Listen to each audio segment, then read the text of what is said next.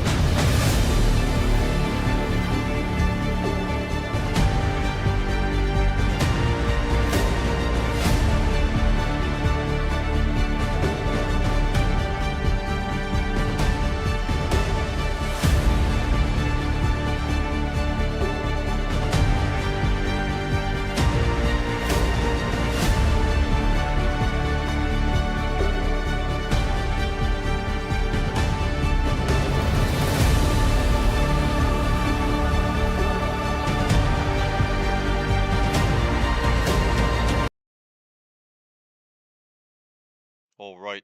Mic check, test that. We good? You guys hear me?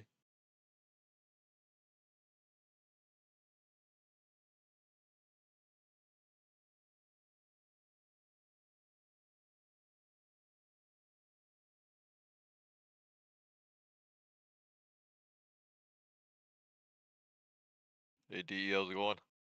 Alright, let's see here. We got some boosters.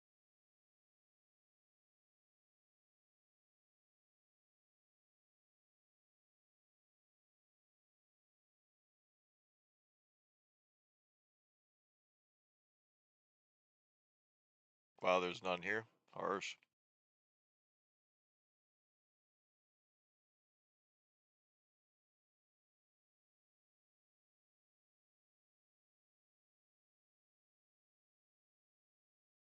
Yoink.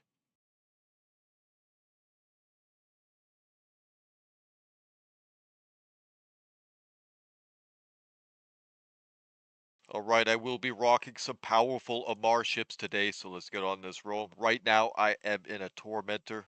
I'm currently going to use a dual repping Tormentor. Super powerful, especially if you do build it correctly. Now you can go huge tank, or you can go huge resistance.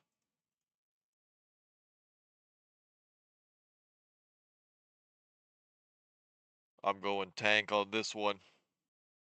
Keep it true to the Amarr faction.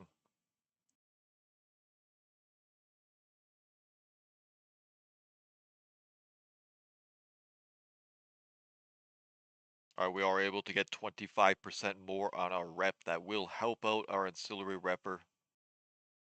See what we can find.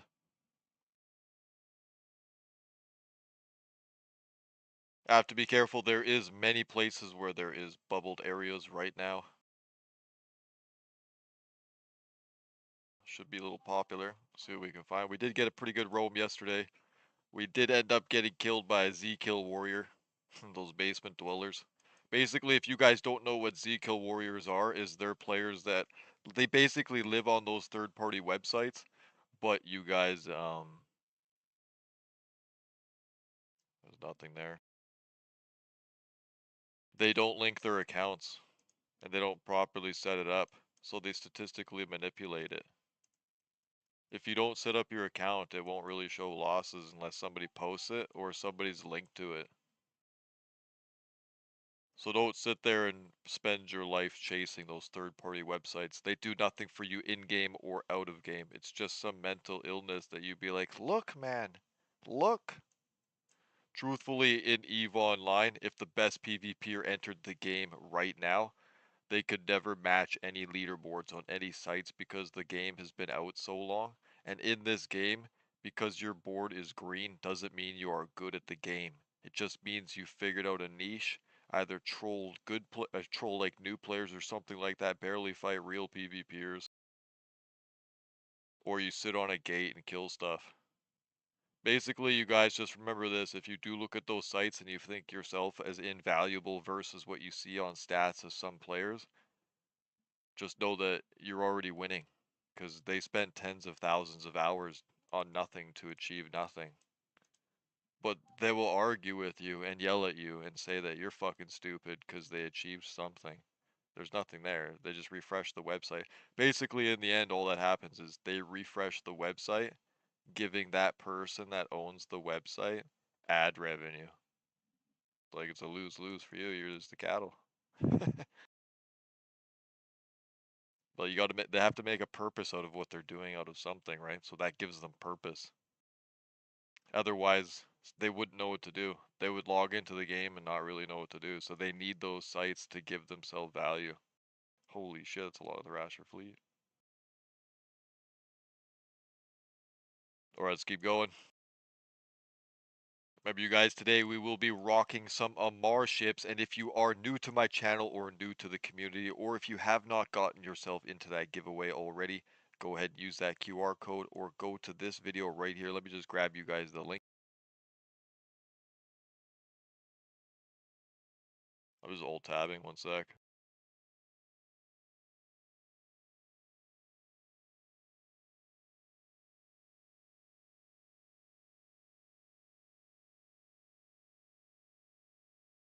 You guys can click that link right there and it'll take you to the video that will give you abilities to be able to comment down below, and then that will get you a ticket into the draw.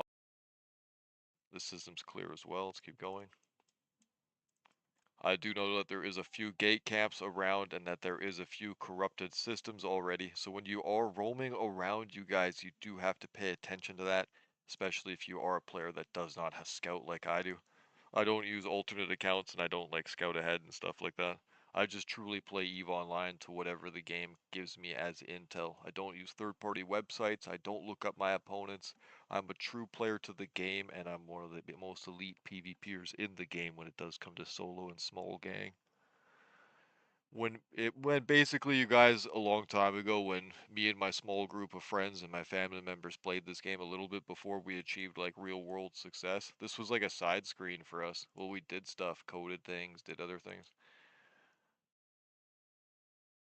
It was like really hard to kill us, our little small group, shit like that. A couple of us have like unmatchable Z kill boards, things like that. But it doesn't mean anything. Remember that, you guys. It's just about going out to have some fun. Hey, Anarchy, how's it going?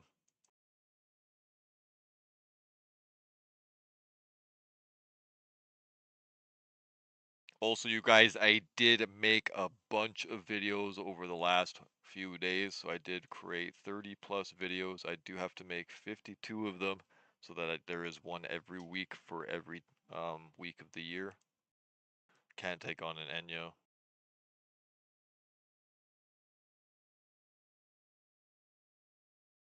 But in about 10-20 minutes here, I do have to answer an email, so I'll give you guys a quick little peek at what one of those videos will look like. I do believe they're scheduled to start releasing around midnight.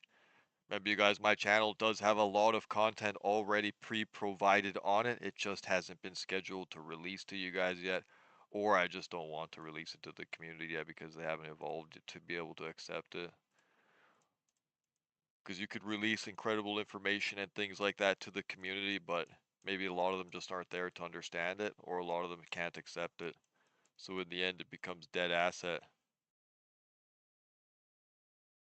Remember, you guys, I go for quality, not quantity. You have to tell the truth of what is, not try to make it so that I'm gonna farm you guys as a community to try to grow something that doesn't exist. You guys want to see what a fake YouTube channel looks like? Go to like, the fuck is his name? That guy that got busted by the EVE community for botting himself. He's a YouTuber, and he streams sometimes. Starts with an A or some shit. He has a bald spot on the back of his head, and he tries to not show it. I forget his name. Loremouth or some shit.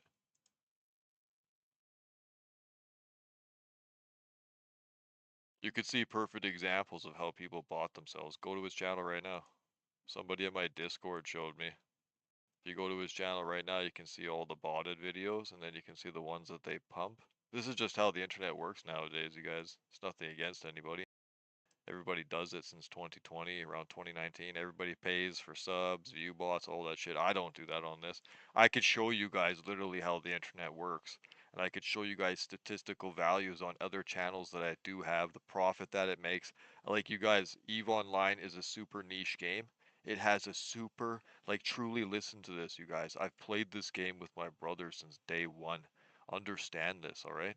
EVE Online, it's never really going to be super mainstream popular. It might have a moment where people try it out if they are able to revamp it with new technology and make it so that it's actually scalable in nullsec to fight and people can engage with thousands without tie-dye, stuff like that, because technology nowadays can allow it. But the thing is, hey, let me just keep searching.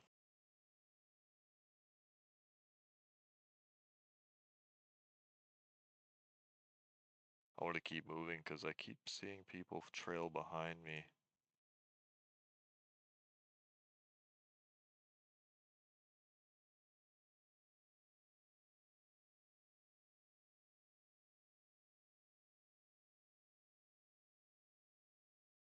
How many jumps did I book? 40. I was already running quite a few.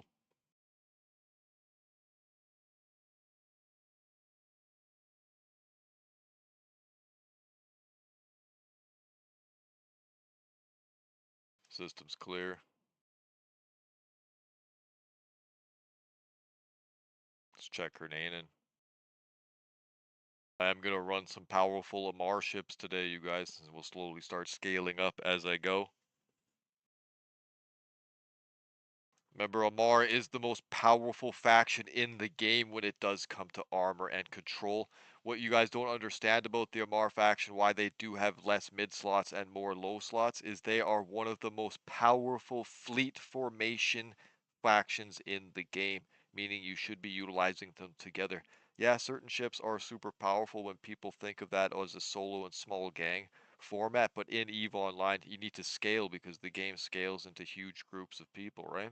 So why Amarr becomes super powerful is on the field when you field them with EWAR and fucking logistics, they're able to resist and able to stack most HP out of all of the factions. Add that with Guardians and they become sometimes fucking unbreakable. The second most powerful fleet formation faction is Kaldari.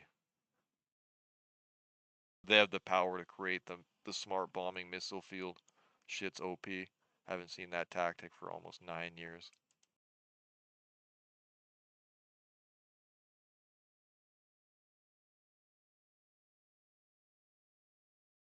I got myself a little Earl Grey vanilla. John, how you guys doing out there? You guys get any good fights out there? Is anyone else on the battlefield? How's it looking? All I seen so far scouting was a couple gate camps. I'm just running through some areas here so I can try to avoid it. Do remember, you guys, that Plex sale is about to end, and I do not advocate for you guys to spend real world money, but there is those players that do not have the time to spend real world money when it does come to grinding and things like that. So if you do go to my channel, there is a video there, you guys, and make sure that you check it out because for some reason CCP might have messed up when you do. But here's the thing, you guys, a lot of players might not have the platinum pack existing still, like you have to hold on to that thing. But if you have a new account and you're able to grind those assets and you have the platinum pack, that thing's 1300 plex. Basically, in the end, you sell the extractors and you can sell the skins and you get 5.4 billion ISK back, and you only paid 8.13 billion ISK for the pack. And then you get 90 days Omega. So if you're looking to Omega your account by doing it that way, you basically get all of those months of Omega for less than a billion ISK each month. The way it used to be in like 2014, 2015, like it was super cheap back then, 1.2 or something. The old days. But if you are a cash player and you do buy that package, for some reason they give you even more ISK. You actually make money, and then you get all of that stuff for free. So make sure you guys do go check that out, because sometimes they do mess up when they do make those fucking things. And I tried to post it on Reddit, and they deleted it right away. So they don't want you guys to see it. Just know that, because last time they had a sale and there was like a what we thought was like a bug in it, which did fuck up the market. We posted that on Reddit and they didn't delete it. I had that thing on Reddit for 5 minutes and they deleted it. So they don't want you guys to see that you can actually make value on that sale. Might have been a fuck up on their end.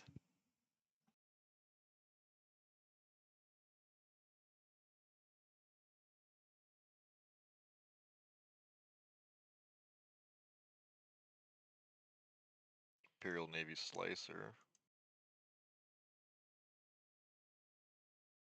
He warped past me, that's who it was.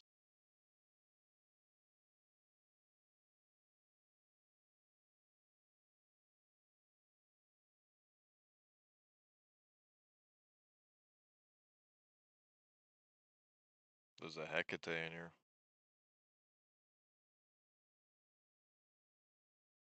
It's behind me, Frank.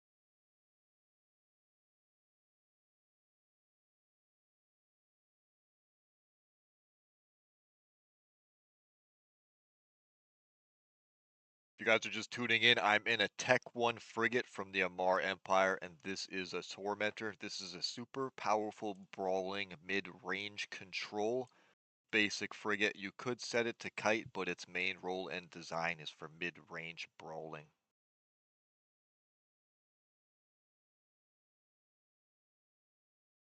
You guys think I could get under that bitch? Fuck, man, it's so risky. 5 months, she'd have good skills.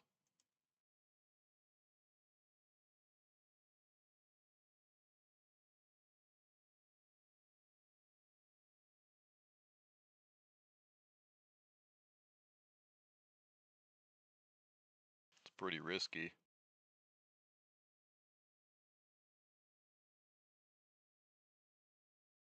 Oh, they moved.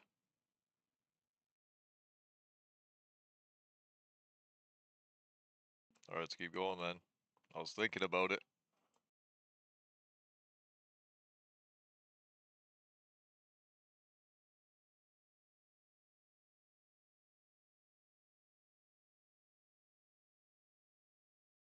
Also, remember, you guys, when you do enjoy my streams and the content when they are live, YouTube does have heavy copyright laws and strikes, so make sure that you do just enjoy your own type of music when enjoying the streams.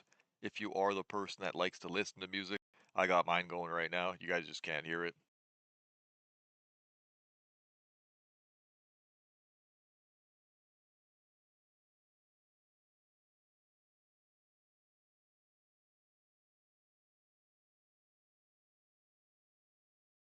Alright, there's a scout over here. Let's go check it out.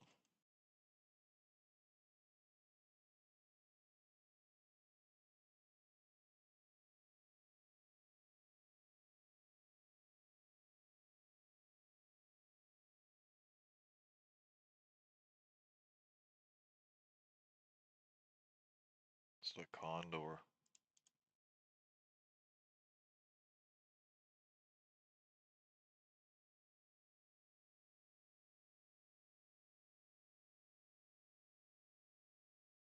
Could be bait to a recon, or it's just defensive plexing, so it really would have no value.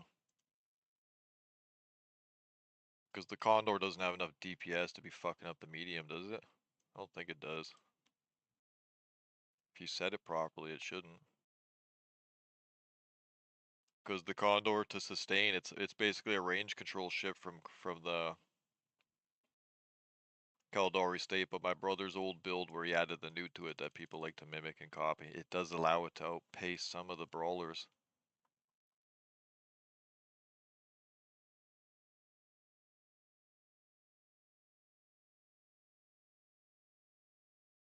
Holy fuck.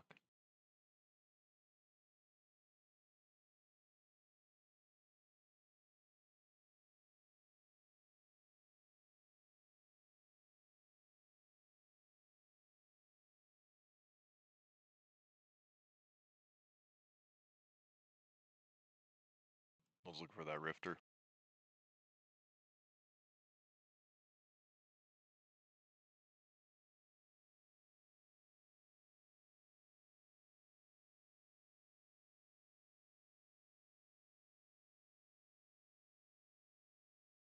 Let's keep going. Looks like that might be a small frigate gang together. I was just doing some fast little scouting there.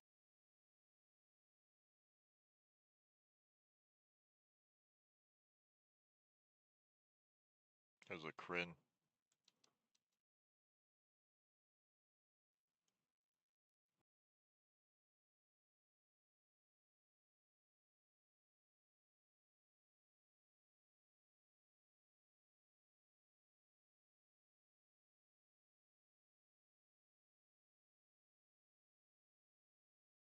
There was a breacher over there.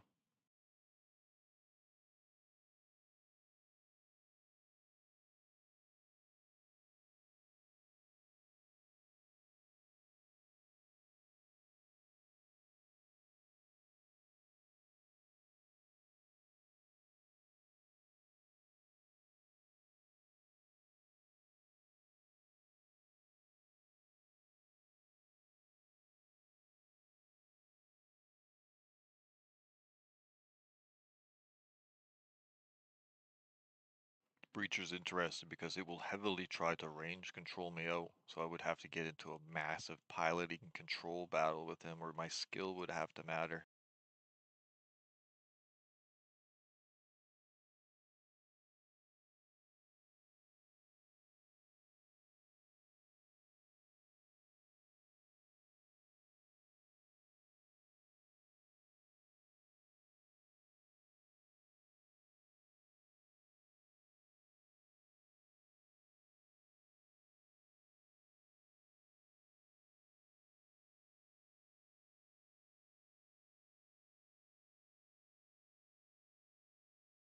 Alright, you guys, I just do have to quickly dock up here and answer an email, and then I'm going to let you guys see some of these video series that I have been working on.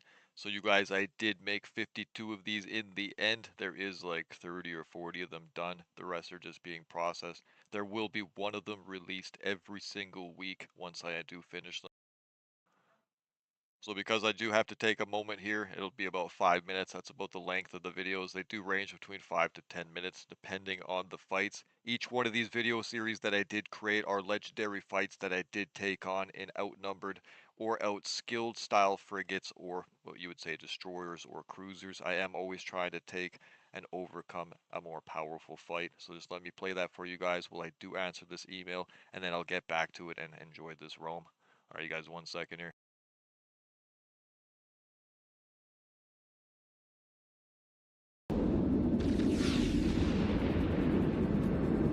Did survive the barrage of those destroyers, and they did land again with a cruiser. It looks like their friend has peeled away off the field to possibly get another ship, as they were calling out in local to refit. So I am going to try to pin this one and hold it as long as I can. Come on, baby. The guns aren't hitting me, so I am getting a clean orbit here. I believe I can hold this. So far, so good. Executor Navy issues are some of the most powerful Navy cruisers, so you do have to make sure that you always maintain a tight orbit under their weapon systems, because if they hit you, it's gonna hurt real bad. As you can see right here, I am under the weapon systems and holding a good orbit. I have to watch my mods here because I may have to cycle. Oh, another Executor Navy on scan.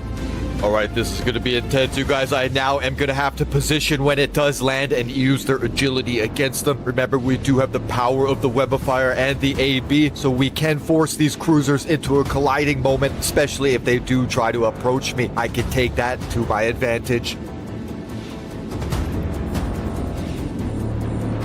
I'm locking them up now. Come on. I might have to cycle my Ancil here, you guys. I'm thinking about it, because if he does hit me at range, I could possibly crit me.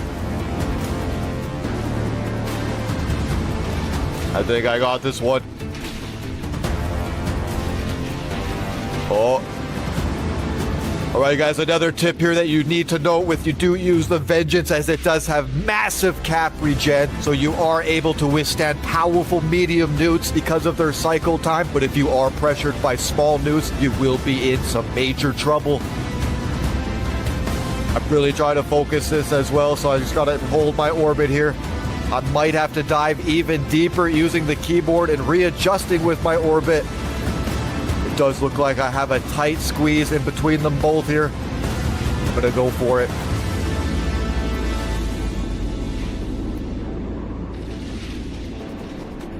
Oh, that guy's getting good range on me. He might be able to get some good shots. Oh, there's one. Come on. It's hurting bad. I can feel it. Okay, I gotta risk my other repper now. Let's go.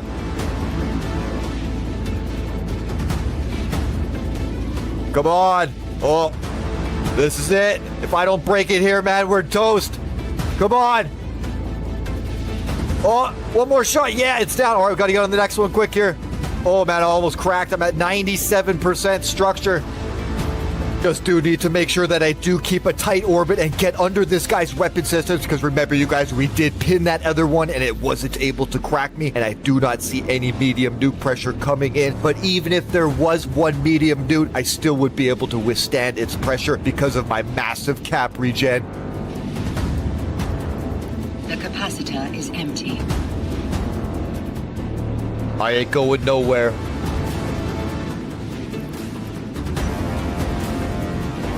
I'm gonna hold this field until this puppy dies. I can see that it does have a web on me. I can warp at any time here. Keep the scan up, you guys. It does look clear so far.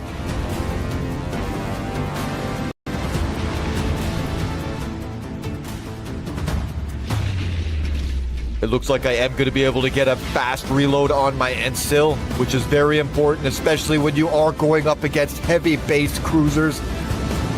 Now, do remember, you guys, that even though you can, in good moments with piloting skill, be able to take down heavy cruisers with assault frigates, in the end, you still have to remind yourself that one good shot and you are toast, because you still are just a frigate. All right, they're calling out local. That player's coming back.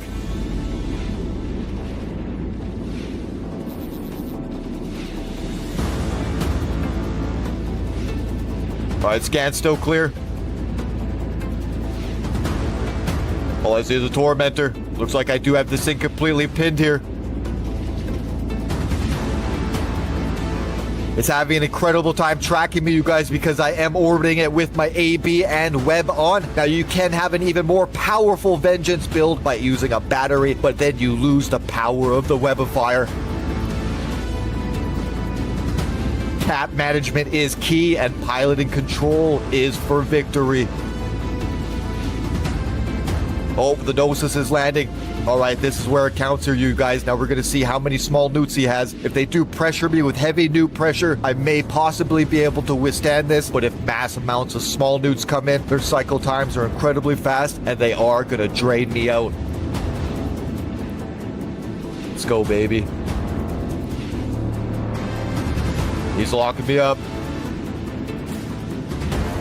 Come on. I might be able to kill this one. Come on.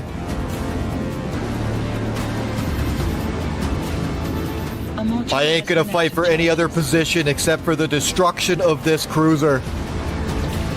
Let's go. Oh, big hits are starting to come in.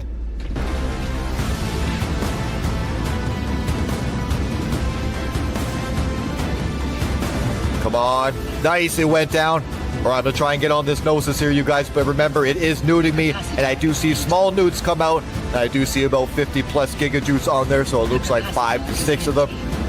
I'm not going to be able to recover with the amount of newt pressure here. Oh, I'm down. Truly was a great fight. Remember to always stay pressuring your enemy and never fear the loss of your kill mail. Legendary.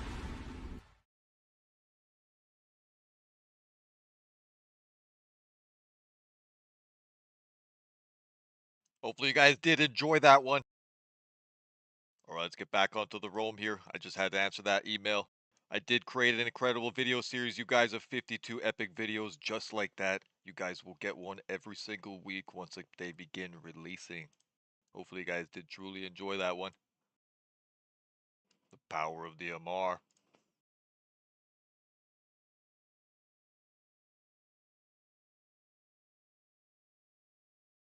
How much am I up this month? What do you mean, Super B? Like up what?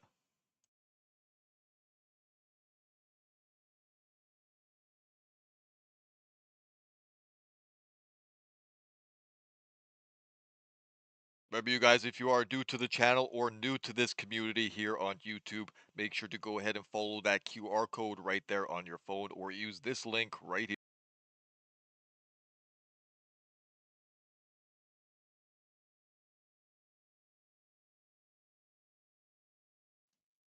Oh, look, they're all right there. And that'll take you guys to one of the best faction videos to understanding the 4 main factions in 2025. I see another gate flash here. Are they just chilling there? They're moving now. They all moved at the exact same time. Did you guys see that? Very interesting.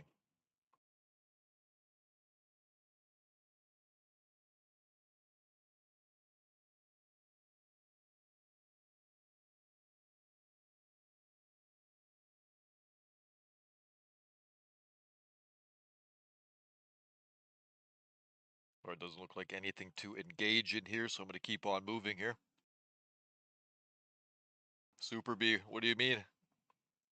Up what, like ISK? Kills? What's up?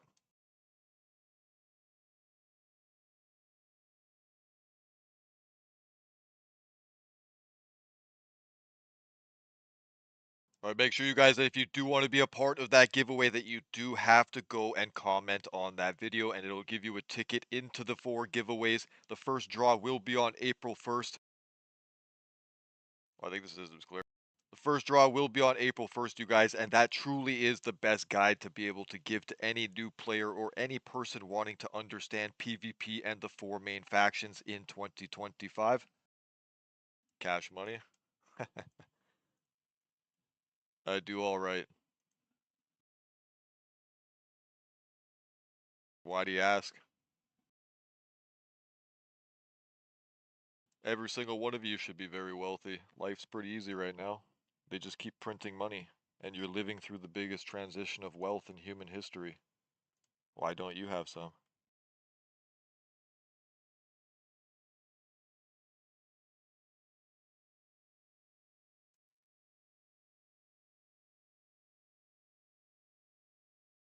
I could try this guy.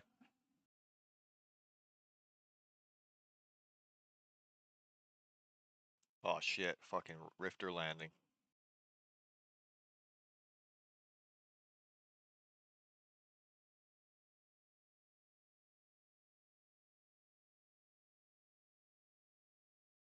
I was gonna hold and see if that Rifter comes in. Yeah.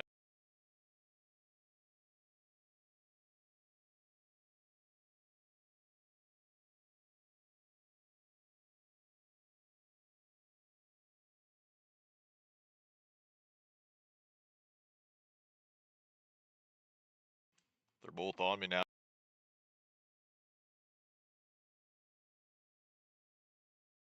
Consume the drugs.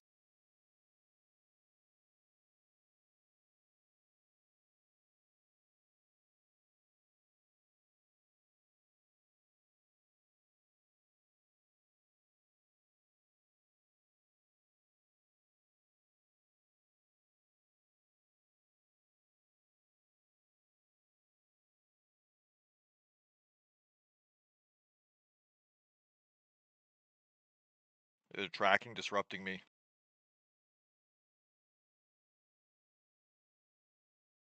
Alright, he's hitting me as well now.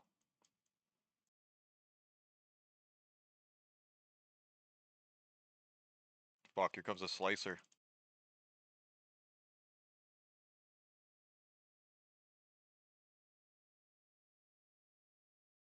Slicer too. Didn't get him enough. Didn't get him enough time. Fuck you!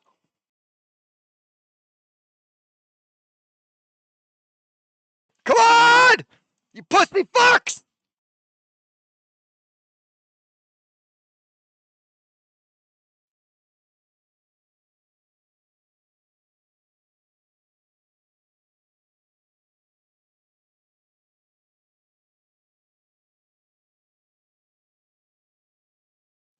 Fuck!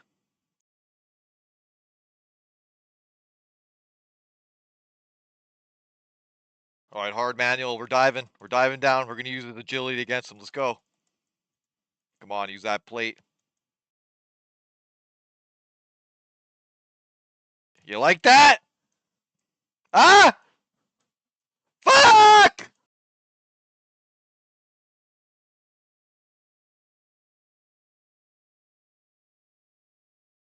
Heat the fucking weapon!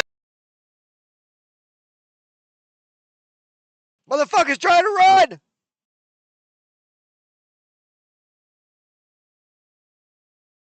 Fuck you!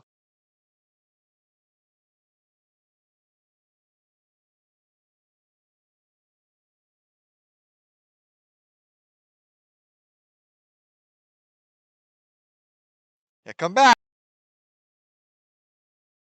Come in a little closer, you little pussies.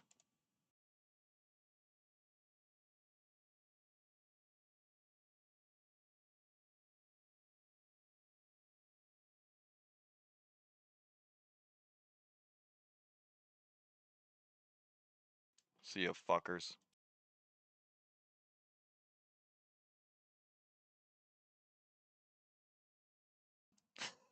What's up, boys? Well, you thought I was going down? Come on. Come on, you guys are watching this stream. Real PvPers. In EVE Online, you guys, there is very good PvPers in the game, but a lot of them you will never know their names and they will never make themselves public. Most people that publicize themselves in content creation in EVE Online know very little about the game. The only ones that truly know a lot are the elder players like Marky Dragon and like old school players like that. The other ones, they're just trying to feed off of you guys and use it as content creation to try to grow their channels because they know a lot of you guys don't have good content creators, so they abuse that. And they use you guys like cattle. I don't do that with you guys. I respect you guys and I respect the time that you spend to spend your time on this channel.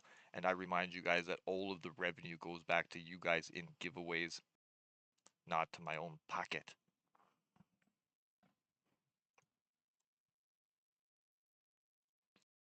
Let's get some reps up here.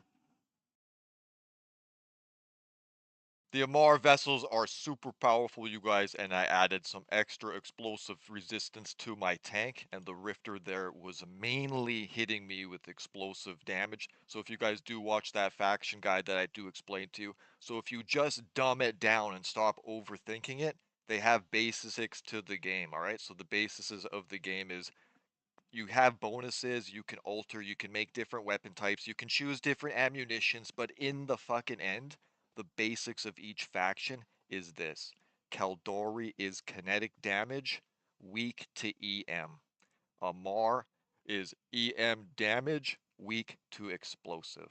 You have the other one that's weak to explosive too, but they should be more weak to other. It alters when they alter their Tech 2 things, but the basics of the damage, you guys, so just think of that. Minmatar is explosive, the fucking Galente is thermal, and then the Minmatar is explosive, Amarr EM, Caldari kinetic. What the fuck are these things doing all the time, huh? You guys cleaning my ship? Fucking better be. A lot of people tend to overthink it. Plus, I did get a booster hit there. Fuck, armor penalty. That's not good when you're in an armor ship.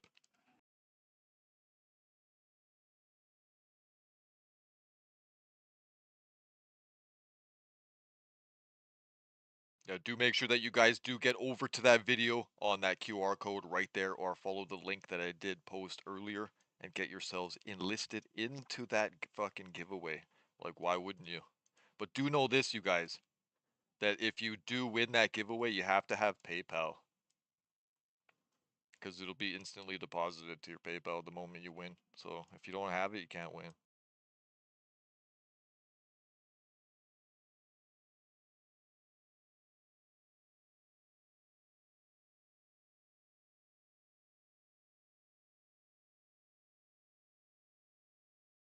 There's the guys that are so salty and local. Look, check it.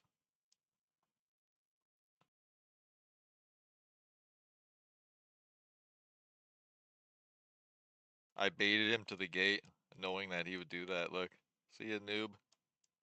They're so salty. Check it out. Those are probably Z-Kill warriors. They don't actually play the game. They just live in a system, and then they live on a third-party website trying to collect statistics. It's like really weird. Look, look. Legends never die is what I told them. Nothing legend about it. He's the guy that had fled the field. Where'd you leave to then? It's because I didn't have web control or else he was toast. Remember the fucking Minmatar, you guys, they're the most defensive faction in the game.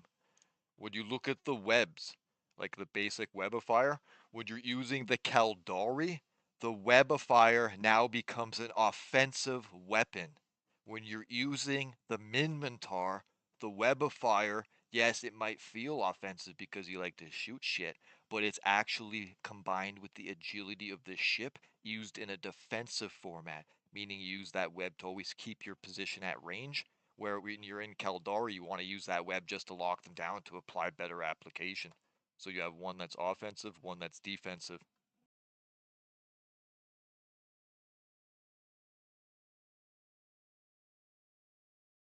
Let's keep rolling around, see what else we can find. Taking that booster hit, like a armor hit point penalty hit, sucks. Because we are an armor ship. Like, just in general, Amarr is heavily based armor ships.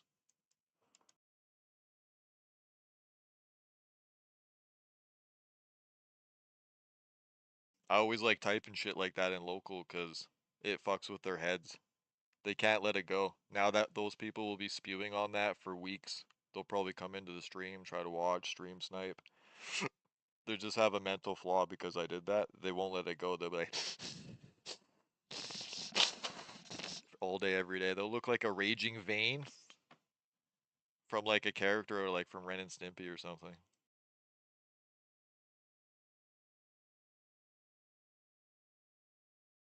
I'm just trying to have fun. Those guys are taking it way too seriously, man. Because here's reality. I'm just a T1 frigate. There was 3 of them there. And they had EWAR. I just understand physics and agility in the game more than most people. Everyone clicks approach, orbit, double click on the screen. You forget you're in space. You can go up, down, 45 degrees, 38 degrees, 66. Like, you can literally do actual tactical maneuvers.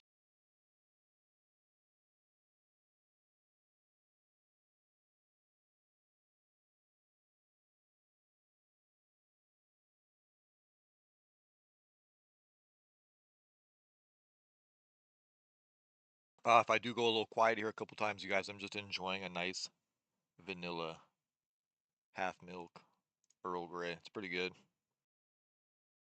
Make sure you guys that if you do, I know a lot of you little EVE Online players, you've probably been playing for a while, even before you jumped into my stream. So you guys should probably stretch, get some water, use the washroom, feel good. I do have a business call coming up shortly here, so I will put up another video, guys, for you guys to watch. Do make sure to try and take advantage of the next video that I do show you guys because that will expire by CCP soon.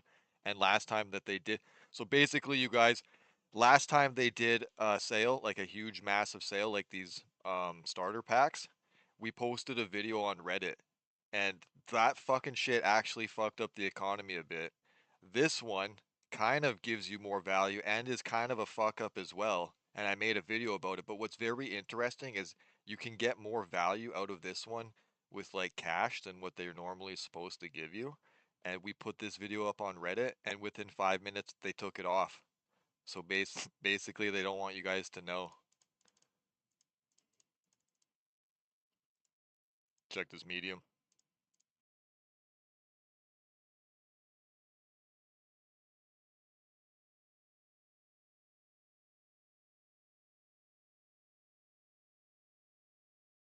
Well, that's Lavro. That's all Amarr ships. They're just super fucking tanks. So like an example is like imagine you're with a friend, okay? So you both rock dual repping tormentors. But you have to remember, you guys, that you can play solo like I do and stuff like that, but I don't encourage it. I only play like this because it's basically an immortalized playstyle in my mind. Because when me and my brother and our cousins and our good friends and our small little gang, we would roam, in our time when we created what you guys call small gang tactics, certain ship builds that still hold up today, because you guys, what everyone calls meta is just what somebody created as an idea and that other people copy pasted it. We didn't choose to be meta makers in the game and have designs and things like that over the decades last into what you guys call meta in small gang solo PvP and shit like that. It just evolved that way. There's always somebody in every single game that does that, and it just happens to be that our small little group was the ones that were doing that. And you guys have to understand why it was super important in those days and why solo PvP was looked upon like, wow. It really isn't anymore because you shouldn't be rolling around solo. The game is a social based sandbox spaceship game. You need to work together. The more you work together, the faster things will go. But to understand why solo PvP, you guys still hear about it and see some people that played from the before times still do it, is because you used to lose skill points, you guys. Like if I got not just skill points like you lose when you lose a T3 cruiser, but like you legit lost skill points when you died, and it was a lot of them, like days of training and shit. So people wouldn't never dare to solo PvP. And then when we started showing people we're just smoking people in our small gang solo fucking get like 50, 60 kills a day and shit when Eve was bumping, people were like, wow. And then all these solo things started, and people started doing solo PvP. Only if you didn't upgrade your clone though. Yeah, it was a mess. It was basically a super Beano. It was basically like a it was like a job, man. It was like a layering. It was like they just kept layering shit on layering shit on layering shit. And they kept getting the ideas from like that old Star Wars game where if you died you lost skill points. Like they were stealing all of the best MMO ideas from MMOs at the time to create this MMO. But then a lot of people forget that this game never got the developers, never got the funding that it truly needed, and then it had a huge backlash from the players, which actually attacked the company, which in the end fucked up the game that they claim and love even more, costing the company even more revenue, having to have them to fire people. So basically, why you guys see buttons like this, and you can go first person like that, and then you guys used to remember things like walking in stations and shit like that. That doesn't exist anymore because they didn't have the funding or the development teams to do it. But you guys, EVE Online isn't supposed to be like this. It was supposed to be like Star Citizen, but without planetary interaction, like heavily. Like the difference was there was supposed to be four main cities that you could go to. I spoke, you guys, with the creators of this fucking game. There was supposed to be four in the beginning before it was ever launched and it was in beta days. There was supposed to be four main cities that we could all go to and walk around. This is why you remember like your personal hangar station where you could walk around and shit. That was the beta where them for them to start getting things going and start working on this shit. Then there was supposed to be pirate stations, like these space stations in certain areas. There was like supposed to be four or five of them they were talking about in certain areas where people that couldn't go to high sec could fucking go to these places, like a scumbag bar from like Star Wars, the first movie or something. You know, when they go in, there's like all the corrupt guys and they meet Han Solo. It's like something like that. So it was like a bar where all the corrupt people and all the criminals of EVE Online could go to, and they could mingle and talk to each other. These things got scrapped, you guys, and EVE Online became a window-based arcade shooter where they realized that if they just keep it in this format and don't evolve it, they only have to pay enough money to keep the server fees open. So if you just pay the monthly server fee and then next month you make no money, next month you make 6, 7 months worth of revenue, so you can keep it open for 7 more months, and then that makes revenue, and then you can use that profit to literally invest in other little companies and other little things to try to grow your company to get that money back to reevaluate your game. Like this is the cycle that it was in. So currently what you guys see isn't the EVE Online that they wanted. You were supposed to have full control of your ship and be able to like manually pilot it and shit. N+1 wasn't the main goal. Like I could literally tell you guys every single step of the way how the game was supposed to play out. Watch this. why aircraft carriers are shit and they don't actually work or do anything in the game and they're like being revamped is because you guys might remember a game called Valkyrie where you would put on a fucking headset and you could like walk in and like have a dogfight.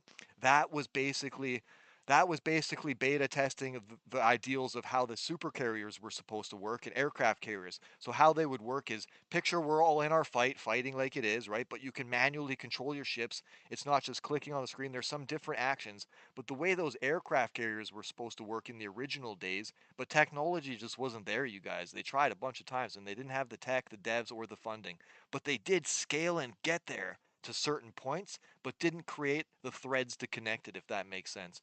So basically, when they had Valkyrie, the way it was supposed to work was I could fucking have my fighters and I could launch my fighters and there could be NPC fighters, but also players like Dust 514 style could use Valkyrie and fucking log in to my aircraft carrier in the fight and then they would launch out and be in a fucking dogfighting position thing and be fighting around. And the only things that could kill them are like you could lock and shoot them and shit, but the NPC fighters would like track them and shoot them better than a fucking player would. So if you had like three NPC fighters on a player fighter, you know that eventually he's gonna fucking die, or might be able to outskill it and get out somehow. But that's how the aircraft carriers truly were supposed to work. Was they were supposed to launch players so that the players with like joysticks and shit and Oculus Rift headsets would like be fully immersed in the battle. While that's happening, the Dust 514 players would be down below on the planets, fucking using like planetary weapons and shit, shooting up at the fleet fights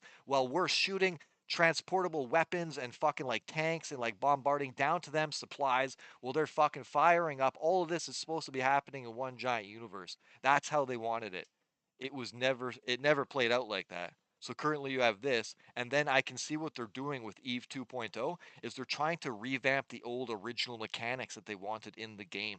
And they're doing it now because Pearl Abyss could possibly back the funding, but it is backed with 40 million from an investor as well. And in current time with technology, how it is versus what it was before, 40 fucking $1 million can go a long way because just a few $100,000 can make super fucking incredible games with current tech. You just need the developers to actually have the ambition, you guys, to want to do it. Like, if you look at EVE Online's developing team, they need new developers all the time because the game is outdated and old and that they need to revamp it into the modern era. So, like, think realistically, you guys. Those elder developers would be burnt out. They would be uninspired. They wouldn't really care. It would just be another day at the office. You need those people, like young fighters that want to be champions. You need a hungry developing team that want to make something, make their names known, make their shit seen, not just collect the paycheck.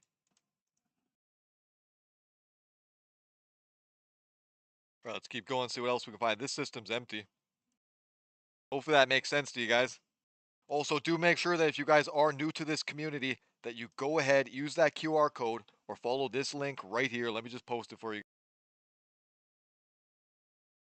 There you go. You guys, that'll take you to one of the best 4 main faction guides in 2025. You give that to any player wanting to understand basic understandings of PvP and how those factions truly play out on the field without bullshit or sporadic or like people fucking being like, no, it does this, no, it does that. Those people live in the game too much and they overthink the game. EVE Online is a simple arcade window based space shooter. The only thing that it does is it does velocity to application and DPS to resistance. It's a super simple game. A lot of people overthink it, and only the players that lived in the game for decades and try to make other people believe that it's something more than it is will tell you otherwise and like try to make it all complex and fucking get like super nerdy on you. And then you just sit there and be like, well, how did I kill all of you then? With my feet up, doing a crypto fucking trade, getting a BJ. Well, you guys are getting all nerdy political. How did I do that? You guys are all dead. I'm still here. Like, that's literally how it is. Don't overthink it. Super simple game. The only thing that's complex about EVE Online, you guys, is the mechanical layering systems when it does come to all of this stuff. So, like, when they launch something, if you're not there from the very beginning of it, and they keep adding on it and like altering it, and then adding more, and then altering it, and then changing that back, and like they keep doing that, It's like a mind fuck to a new person. But if you understand that from like the old days and you were there for all of the transitions, then it's just normality, right? So that's where EVE Online gets difficult because it has two decades of fucking just piling garbage on top of each other.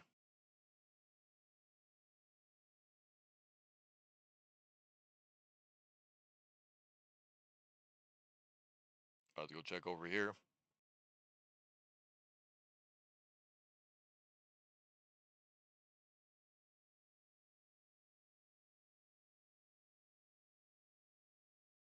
The boosters are still good for 38 minutes. Oh my god, a garmer? You're gross, man. You're gross. Alright, you guys, if you want to understand the garmer, if you're really good at the game and you use a garmer, you're fucked in the head. The Garmer is a faction ship. It gives bonuses to heavy anti-kiting. The reason why it does that is because for a little extra money and you're a newer player or a player that's not as good as a kiter, you can use that ship to take on the kiters because now you outrange them, you out-tackle them, you outspeed them. It was literally designed because basic players could not keep up with actual PvP kiters in the game. So CCP had to make something. Thus, the Garmer was born. And I'm talking, if you guys know what I'm talking about, this was during the days of when everyone, and I mean everyone, was rocking snake implants. Like, they were everywhere.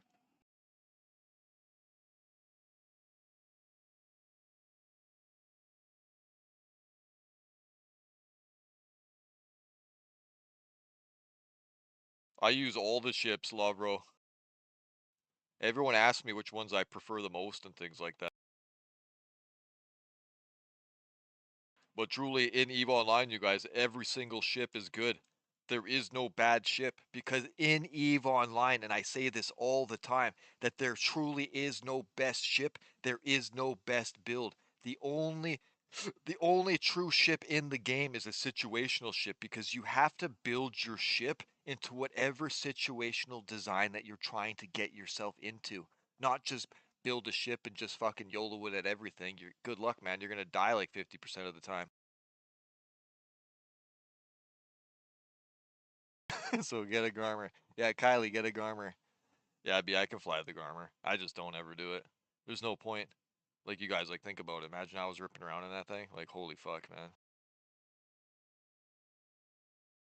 I personally, there's nothing wrong with kiting. Speed is king in EVE Online. EWAR is second. Most players will look for DPS and HP, but they don't understand the game, that it's a velocity versus application game first. So when you guys are thinking of that kind of stuff, just remember this. This was a saying that we used to teach people back in the day. Okay? Remember, speed is king, EWAR second. So when you think of the tiers, 1, 2, 3, 4, speed, EWAR, DPS, HP. Why you tier it that way is because why speed is king is because if you can't catch me and you can't apply to me, then your DPS means nothing, and your HP will also mean nothing because you truly are already dead. Like you could have a gazillion hit points, but if you can't apply to us and we're fucking shooting you, might take 10 minutes, but eventually you're gonna die. No, the Garmer's a really good ship. It's just super powerfully it's able to it's a basically you guys understand how there's control ships, right? And there's like a control ship that can control a brawler, a control ship that control a mid-range control ship, a control ship that can mid control a kiter, which is like the Molus Navy. That ship is a control ship to kiters. It is specifically anti-kiter, but you can also use it and abuse the abilities that it has and the bonuses to fucking just tackle and kill shit at super long ranges.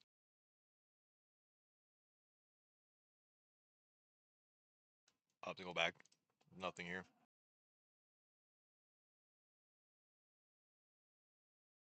It's a good one. I just truly like brawling, you guys. Why I like brawling is it gets me right up close and personal to my opponent's face. I can literally touch tips with him. And also when you are a brawler, it's one of the hardest aspects of PvP in the game because the only way for me to get out is either with full piloting skill or I have to kill them all. And that'll bring me home. So to me, I find the most glory and most satisfaction when it does come to brawling. but you guys shouldn't mimic me.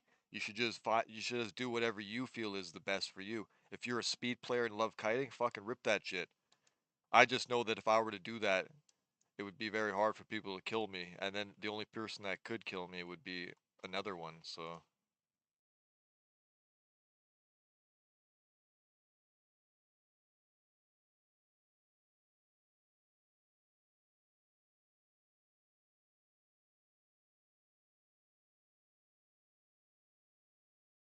I'm tempted to try that breacher, you guys, but if I look at local here, there's so many suspects, like so many. One of them could have just went inside.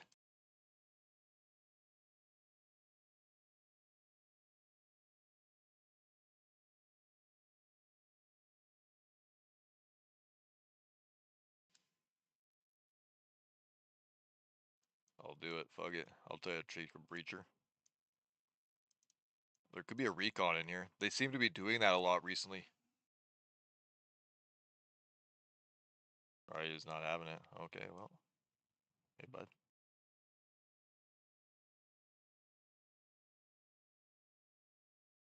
He's trying to range control me.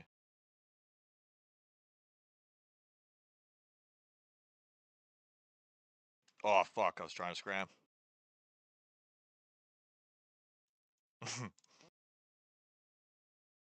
It's because of Amarr, you know? We big, fat, and slow. What do you mean tackle?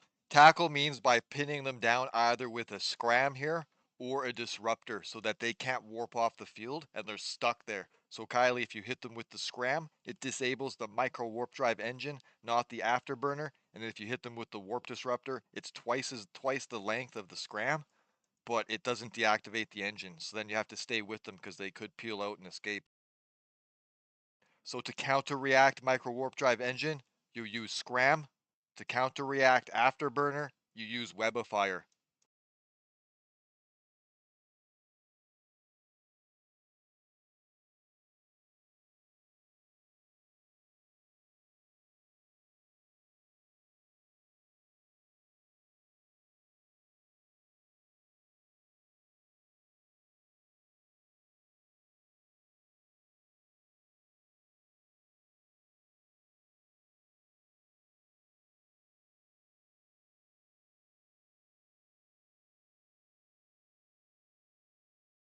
I was really looking for that guy.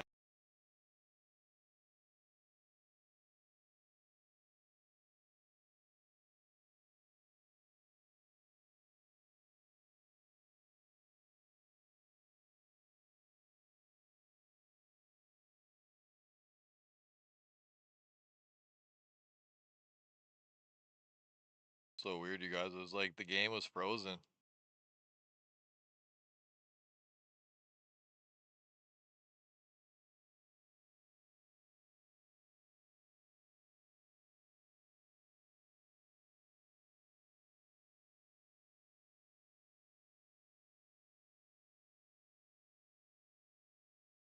Fuck, that guy came back too. Or he was looking for me.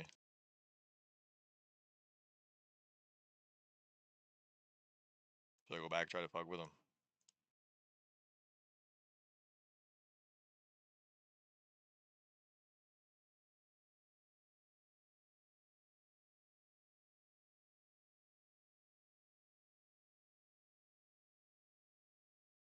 The dress guy hasn't covered it yet.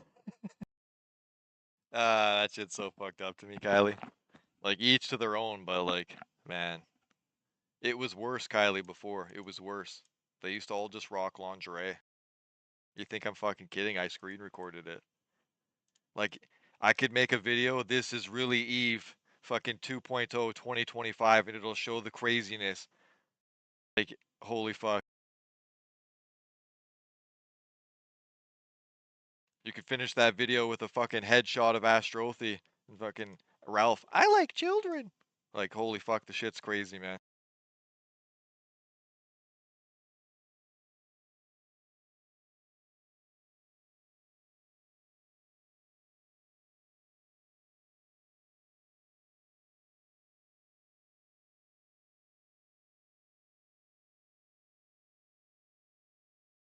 Two hook bills.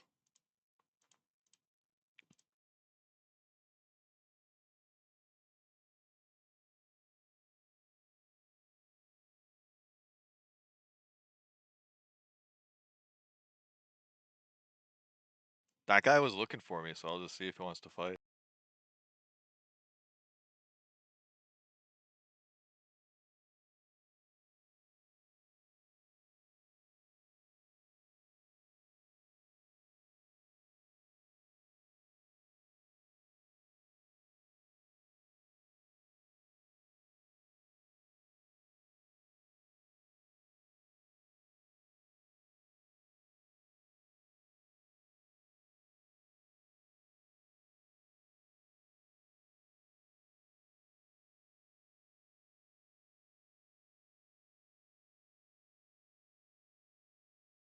I don't think he's gonna come. I'm gonna keep going.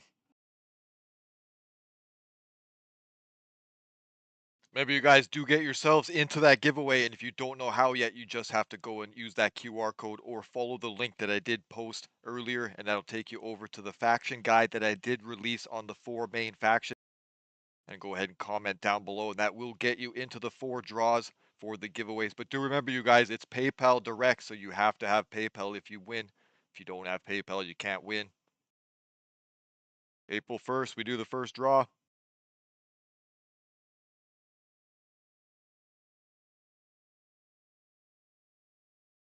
Worm Condor. All right, keep going.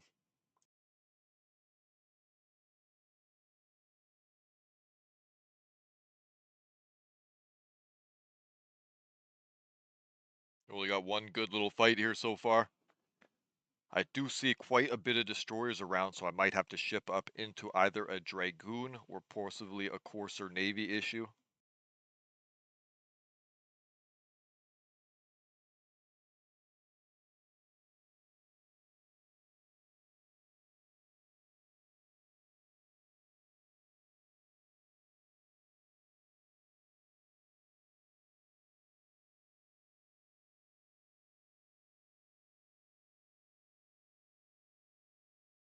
There's a large open. They're the only 2 in here. Let's go check it out. I'm at Amarr trade main area. If you see people that are red and over you, can I kill them? No. They have to be flashing. Also remember this, Kylie, that if they are sitting there flashing, they're baiting you. There's high level high sec tactics when it does come to stations, like quite a bit, and it's very in depth, so like too much for me to describe in a short period of time.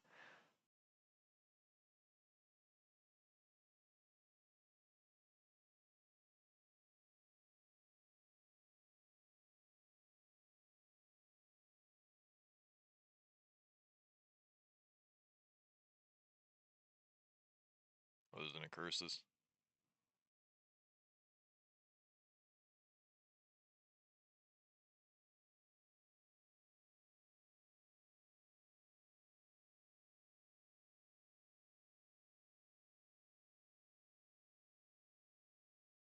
You're gonna shoot back, man. I see you locking me.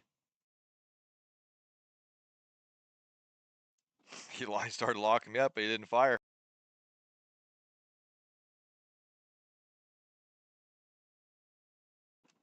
I don't see it, bro.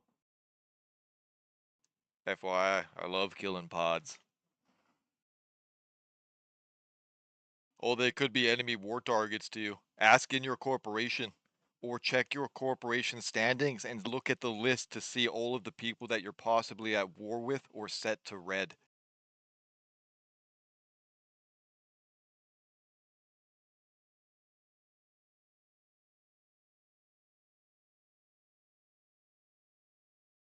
He had nothing. He was just defensively plexing. Oh, he got it though. It says it says captured. He got her.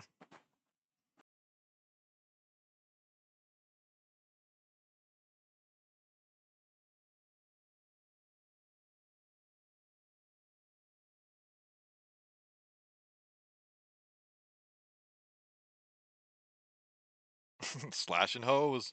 That a boy.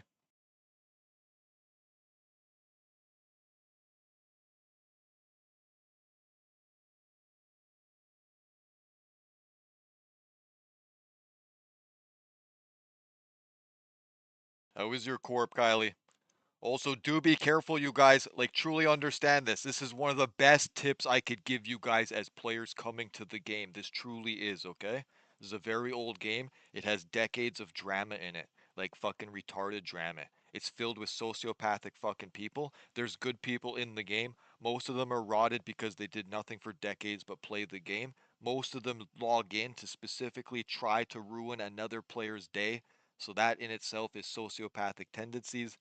So do note this, you guys, that when you are joining corporations or doing things as a new player, it truly is in 2025 best for you to go around and not be afraid to talk to other people, but try to meet other players that are new like you as well, or join new based corporations that just started and are actually full of new players that aren't joined to any stupid alliances that are decades old, because a lot of them create new corporations to fool new players to get them to join, and then they're in their dumb alliance.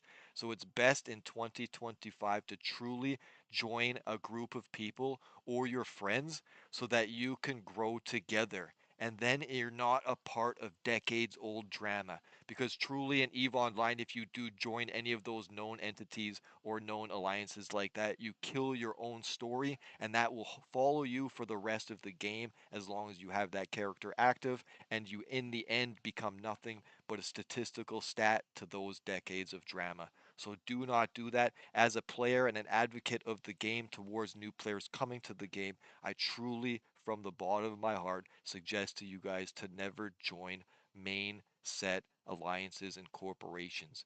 Do that when you have an understanding of the game if that's what you want to do, but just note that you would only be joining decades of their drama and not your own story or choices. Hey, what's going on, Jay?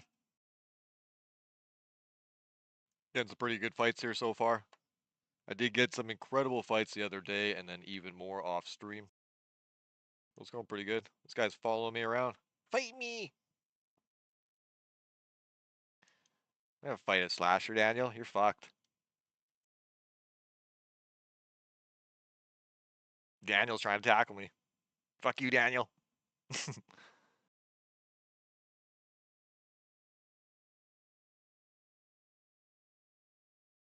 Fucking locking you up, Daniel. What's up? Whee! Shoot me, you little cheater.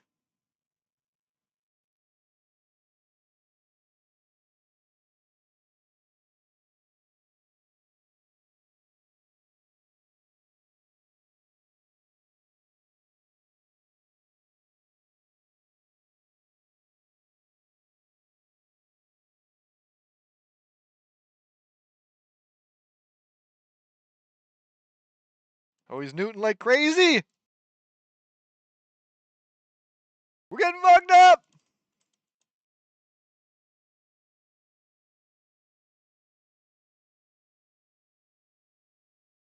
He's crazy strong! Ah!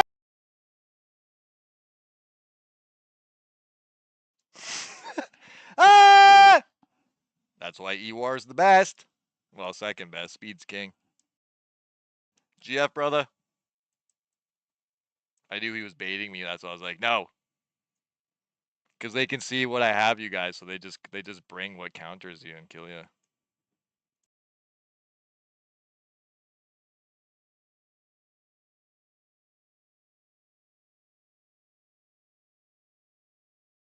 Daniel dude was a beast. Well, a lot of people doubt that chip. It's actually really strong. I already knew. That's if you're a Minmatar player and you want to get like super engagements, that ship is super good because it has high agility. But why he beats me, you guys, is because his weapon systems, he can nuke me the fuck out nonstop, right? So like, look, I already know. I've been through that before with that exact same scenario. I've already been through it. That's how I already knew. Oh, I was taking sentry guns? What the fuck? Didn't he shoot? Oh, I shot him. Oh, fuck, my bad. I was taking sentry guns.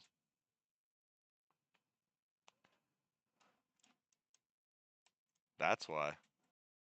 I thought he accepted my Abdul, motherfucker. Okay, so we got killed by the gate guns, you guys. But he was pressuring me with his cap there. That one can kill you, but it should have a TD. Did he TD me? I didn't realize the gate guns were fucking me up. I just seen that his thing said fight me crazy, so I tried to duel him. I thought he accepted. Okay, let's see. My bad. Happens to the best of us. Did he TD me? If he didn't TD me, he wouldn't have killed me. Nope, nope, nope, nope. No, he just has good nudes. So he would have pressured me all the way to instability, and then the buffer would have held. Still good.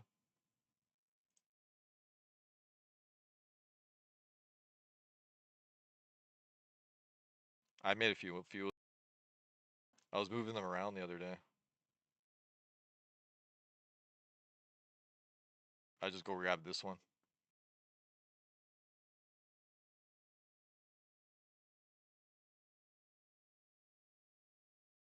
Yeah, they're NPCJ. It was my own stupidity. It happens to all of us, man. We all fuck up over dumb things all the time. I was just yodeling around. I thought that guy wanted to play for fun. I shot him. Hopefully, he did get. I don't know. I think it was a Senti C or something. Where the fuck is it? Somewhere here, you guys. On that last stream, we killed one of the catalysts. Was it this one? No. I don't think it was the regular one, right? Let me see. Let me see. There's a Catalyst Navy somewhere. Was it this one? No. We killed a Catalyst Navy somewhere, like within a fucking week, and it had a Senti it had a Senti type repper, and I stuck it on that Tormentor. So hopefully that guy uses it.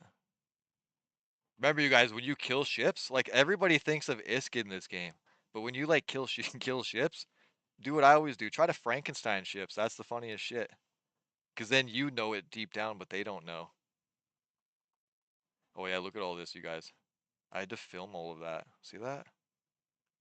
I had to film all of those. Different shots for videos. I needed 57 shots or something. Holy fuck. I was doing that while I was crypto trading. Okay, so down here? No.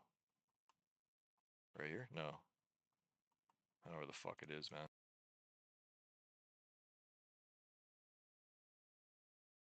I joined United Nations Space Command Alliance, Absolute Order. Yeah, I've heard about Absolute Order. They have lots of drama. Everyone has drama, but in the end, don't worry about that stuff, Kylie. Whatever the fuck people say about some other group before, the only thing that you'd have to matter is if it's like something that you don't want to be around, you know what I mean? Like real life thing, like the lore guy, something like that. But you just everything that happened prior doesn't mean anything, man. It's a game, so it's for entertainment purposes. But the drama will stick with you. So like you're so new to the game, Kylie, but you're gonna fly around, and now that now that you fly around in a certain system, somebody's gonna see you and be like, "Oh, absolute order," and they're gonna go fuck you up. Not because of anything you did, but now you have the drama associated with that faction. Do I have drama now? Drama free, bud. I just live a life of investments. That's what you guys should do too. If you're basically an adult, you guys keep the drama out of your life. Just note this: you graduated high school a long time ago. You know what do you need the drama for? High school's over. The only people that like to create drama a lot are the EVE Online players. It's because a lot of them are depressed and salty and they hate life. So they like to argue, mock, and do anything that they can. Because think about it. A lot of them, you guys, this is true talk. A lot of them sit for like 8 hours, 10 hours, 12 hours, 15 hours a day doing like the same things over and over again. And they don't talk to real people. Most of them talk to themselves by making alternate accounts. So how long do they have to do that before they fucking mentally break and start hating life, and then all of you become the venting system for them?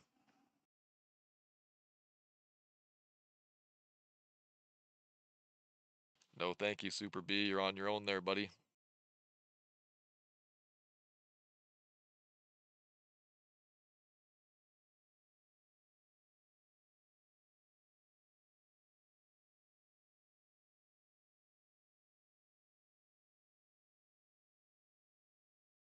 Why I tell this guy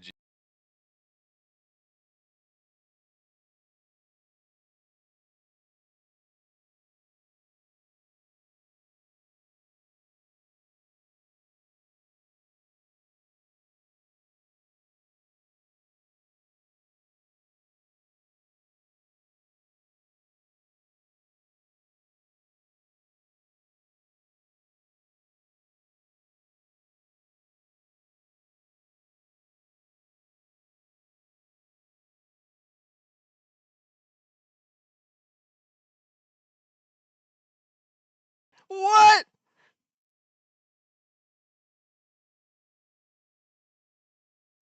Fuck you, Aurora. He's telling me nothing dropped out of that thing. Shitty, man.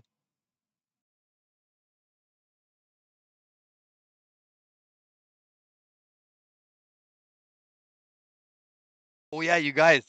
I have a list of kill mails and conversations. You guys will think this is funny. So we found a medium Dead Space shield repper off somebody, okay? And then I fucking used it a bunch.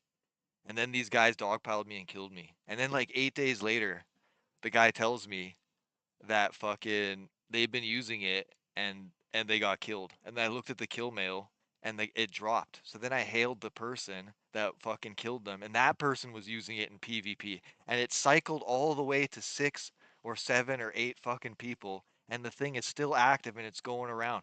We're calling it the local whore repper. Like there's a medium Dead Space shield repper going around through factional warfare low sec space that hasn't disappeared yet, and it's been dropped like 7 to 8 times, 6 to 8 times.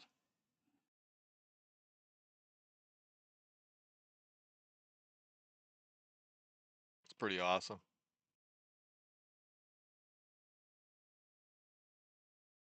I wonder how long you can actually like keep one going for. Does anybody have a list of like what's the longest dropped item to keep being reused?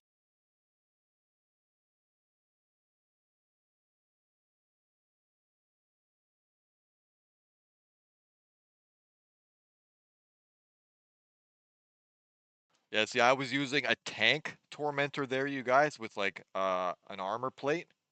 But if you are going to use if you do use the dual repper one here, like this, make sure that like there's a more powerful one, you guys, if you put reactive hardener and higher if you use resistances in your rigs and then lock in with reactive hardener, holy fuck.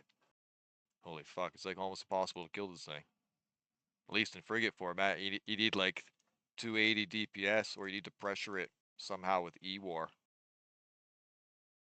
That's the thing, you guys, like the old design team understanding the ships versus the new team, they had an understanding. So like, yeah, Amarr, super powerful HP team, good at defenses, right? But because they're so good at that, their weakness is range control. So they get a lower class mid slot. So even though this thing's super powerful and can do this and that, anybody can fucking drop a web on me and control it and then flee at will because I can't keep up with them because you're Amarr, right? You're one of the slowest factions in the game. You're one of the heaviest defensive factions in the game, but you're also one of the fucking slowest. So trying to keep up with anything that's webbing you without a web is like almost fucking impossible. So you have to actually be working together with other people. That's where Amarr becomes extremely powerful, is in fleet formation. All right, this scout's clear.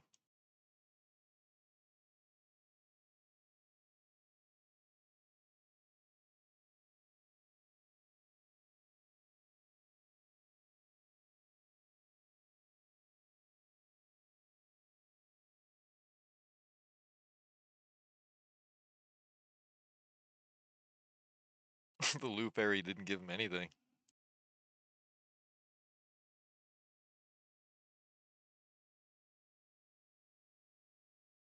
All right, let's keep going.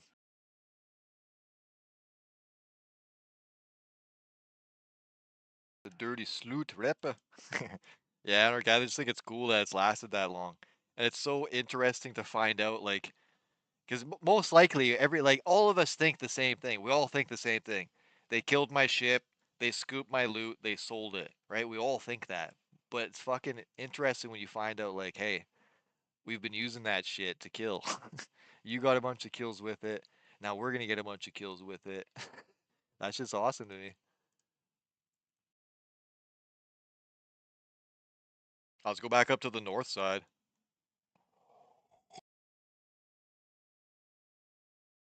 There was quite a bit of destroyers around you guys. I could switch into a Corsair Navy here.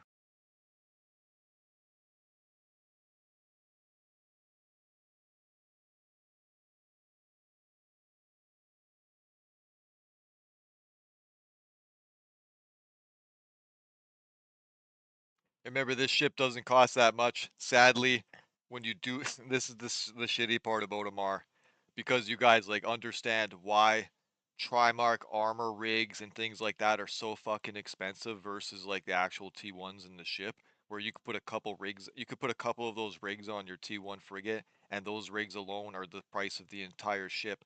Why it's like that, you guys, is because percentile wise, Amarr does get the most armor HP, right? So percentile wise, if you keep stacking that and you add Logi, it becomes fucking impossible almost at times to kill them unless you can break the Logi cycles, EWAR them, or newt them out.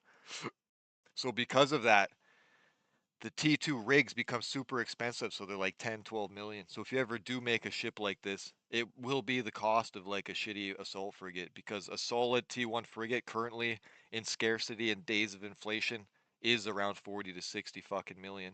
It is, if you fully statistically it out. Like you could roll around in cheaper ones and stuff like that, but then what happens, like that, what happens if you're good at the game and this person's good at the game, and then you have the same builds and you enter the field, but he chose to T2 the shit out. Well, then you lose statistically. Like you could have pilot moments of pilot error, but in the end, most of the time, 90% of the time, you're going to lose. It's a huge percentile based game. Hey, what's going on, Andy? Yep, doing great, buddy. Hope you guys are doing good. Also, you guys, if you are new to the channel, let me just drop this for you right here. I'm going to alt tab 1 sec.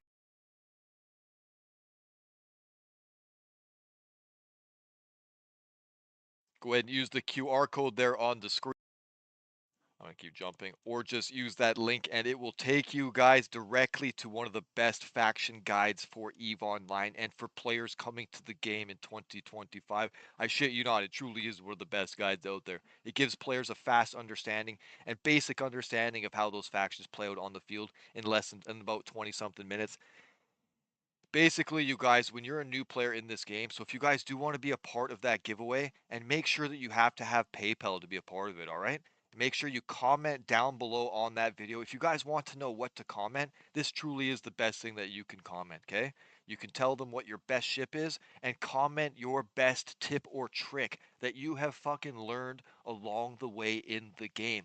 Why? Because new players coming to the game don't understand that the game is filled with sociopathic motherfuckers. So when they're just trying to learn the game at a regular pace and asking regular basic questions, after a while, because their character gets a few weeks or a few months on the employment history, they can't get the right answers to the questions that they're asking because people either think they're an alt, they're trolling, or they're a fucking spy.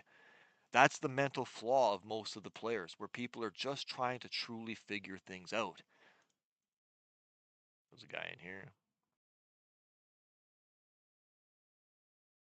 So the best thing you could comment down below on that video is literally the best tip, PvP tip or trick that you have learned along the way, so that when new players do come to the game and they find that and they scroll down, they can just read those comments from you guys and literally learn more from you guys than what they would in fucking like weeks of being called a piece of shit or trolled in the rookie chat. Like, it's bad, you guys. It really is bad. Minimize local and Ingita. Here's my local, you guys. So if you guys talk to me in game and shit like that, sometimes I don't see it. Look, I don't actually use local chat. I don't use third-party websites. I don't need this. The only reason why you would use this is to look people up on third-party websites. I'm not that type of player. I don't need a handicap, and I don't need anyone to hold my hand when I engage other players in the game. If you use those third-party websites, there's nothing wrong with it. It is a playstyle, I guess, that evolved over time in EVE Online, but I do not encourage it, because in the end, you just make yourself a shittier PvPer, because you're literally using those sites to literally make yourself say that you can't engage something or you can't do anything in the game unless you use those things to your advantage and have some kind of know-how. Thus, you're not even playing the game. You're just like playing that stat site. How the fuck is there an algos here? Going in.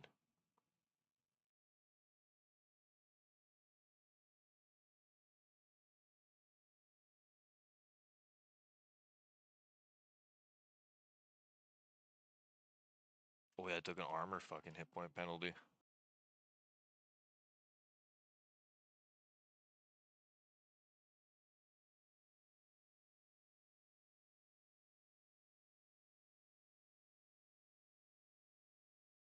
Oh, the guy left.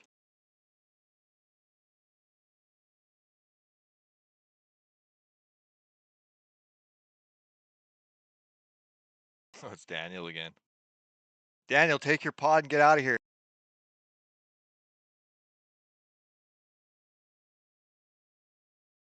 I don't want to fight your expensive pod, dick. Give me my drones back, man! You owe me drones! We had a deal!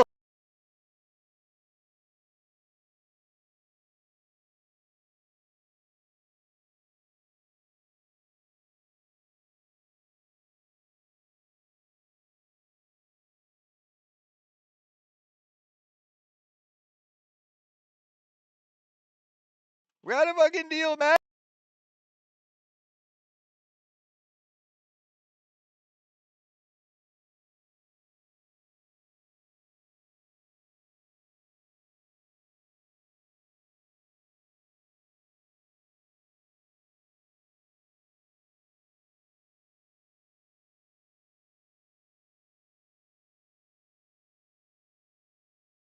The power of the web!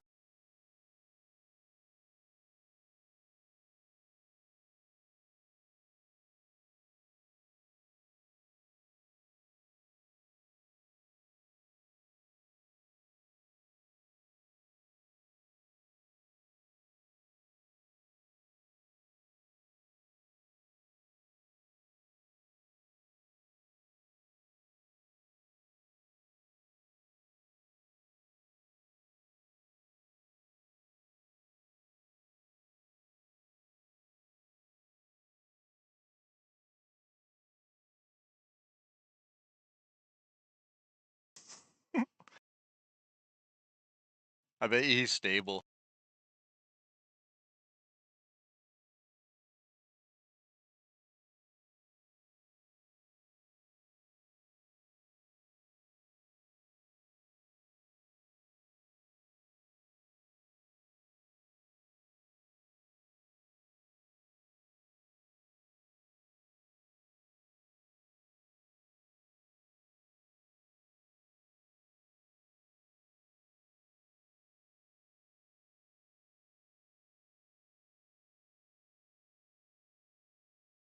Cruising on down this street. Life is feeling good. Just drifting with my lasers in this neighborhood.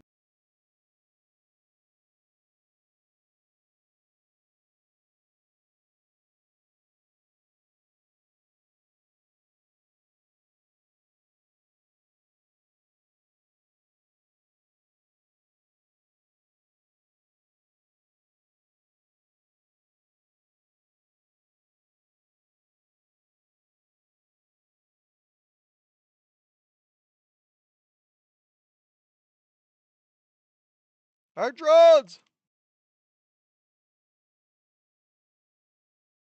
He was the best!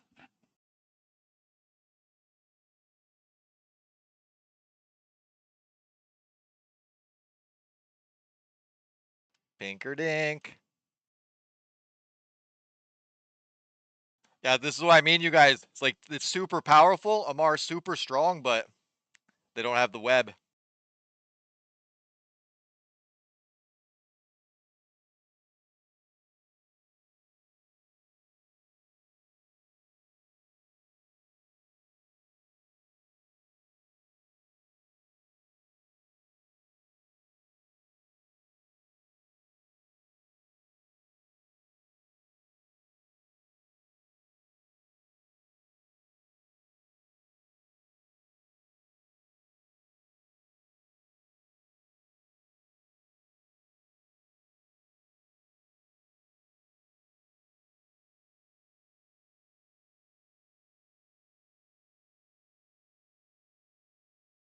Do do do do. Do do do do do.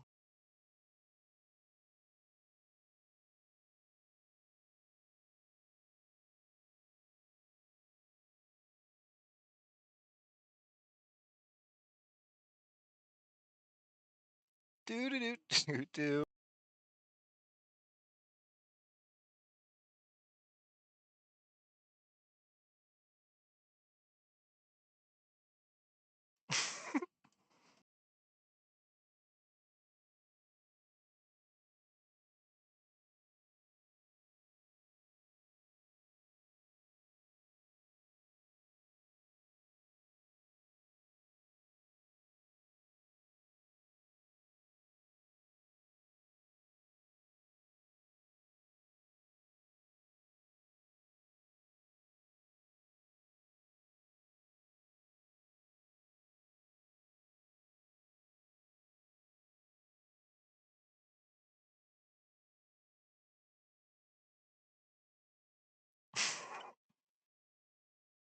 Oh, he got it!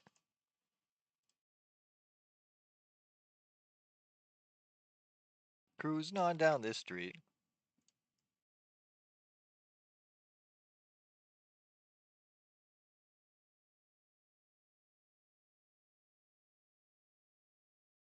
So, you guys, he's been following me around.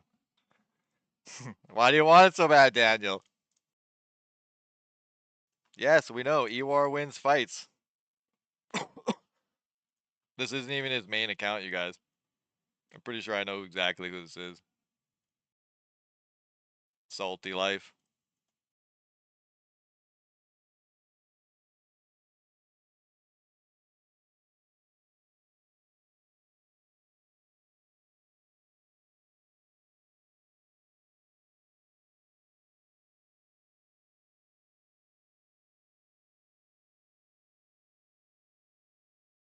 No web, I won't be able to track it.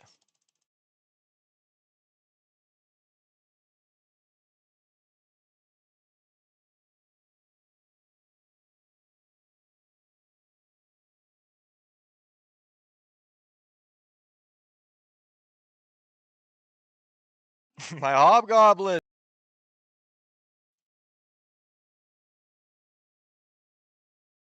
This is also one of the sad states of EVE Online, you guys, because I'm one of those players that never cares about a kill.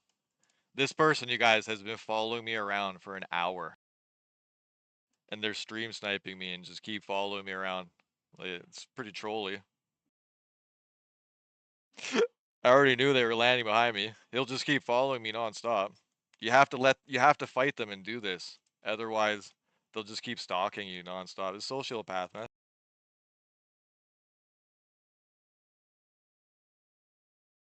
That's literally why they do it. There's no real skill in just E-warring this. Like, if I was that player, I could literally walk away from the game now. No, like legit, you could walk away.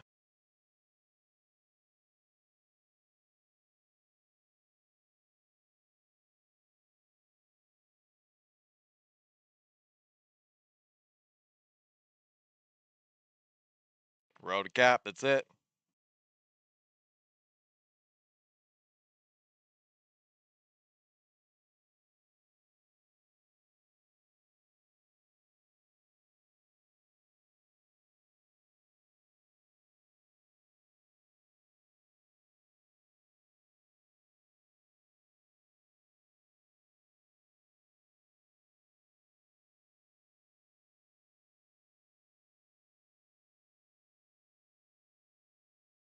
It really isn't healthy to do that, you guys. I'm not even kidding. That player's been following me for an hour exactly. I went back on the VOD. It's like 49 minutes.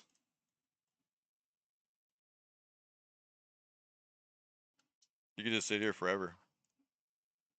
This does show you guys the power of Ewar though, and not having a webifier. Just so you guys know. Don't ever forget. That's okay. I don't need anybody to save me. I would rather you guys witness this so you can see and understand it. Because a lot of you guys don't play the game and understand it fully. And you're trying to, right? So this way you can see. This player doesn't kill me pretty quick here, man. I'm just gonna fucking eject. Like they stopped shooting me for fuck's sakes.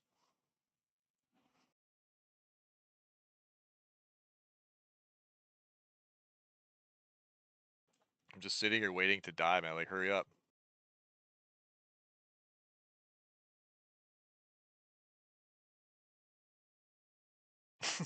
There you go.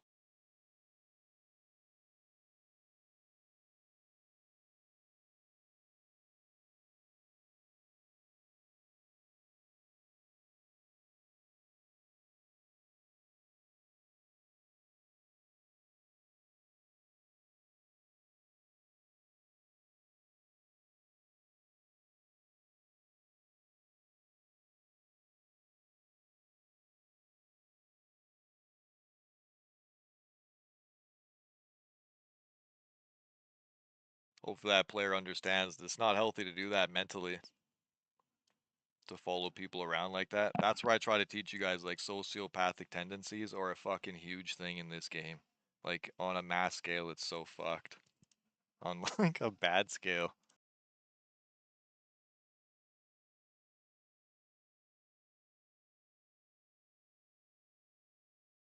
I think I have a course around here.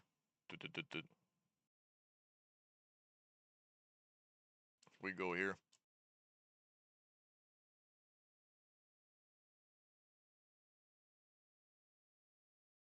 That guy tried to offer me a fit.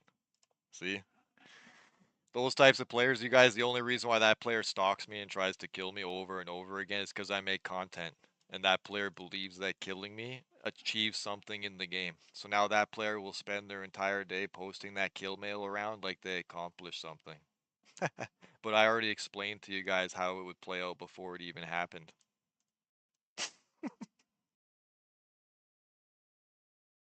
Understand this, you guys. There's no value in killing a developer. There's no value in killing a content creator. There's no value in killing anything in the game because nothing in the game has value. It's all for entertainment purposes only and for you to have fun. So if you like, I don't really care that I lost that ship. I'm just teaching you guys how players in the game actually play and think.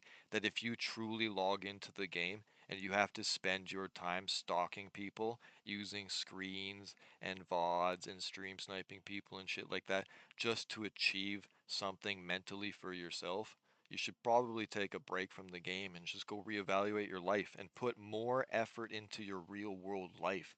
Then you won't have to live such a shitty version of spending your time in such shitty fucking things. Like, imagine some of those people, you guys, that lived in this game. Like, some people do have like are bedridden, handicaps and things like that where this is like the best that they could possibly get to in life. But if you're healthy and all of these things, nothing's wrong with you, but everything else in your life is failing around you, and yet you keep logging into the game, you should probably rethink values, step back a bit. If you have to sociopathically stalk people in the game to try to concurrently give yourself some kind of worth or value in the game, take a break. Truly take a break. It's not for you. That's literally how it is, you guys. Oh, if I had a web, that guy was dead. That's just the thing about Amarr, you guys. It's literally how it plays out. Is in Amarr, you take the ship and you can try to tank it, but then when you tank it, because Amarr laser weapons need capacitors, so you're gonna need a cap booster. So when you tank the most of the Amarr vessels, you lose the power of the webifier. But remember, you guys, you're not supposed to play the game solo. You're supposed to play the game with other people. So if I had a friend there and we were both rocking that exact same build, it would be best to have one with a scram and one with a web. If you guys want to see the best Tormentor build that money can fucking buy, I'll show you right here. I've never revealed it to any of you, I don't think.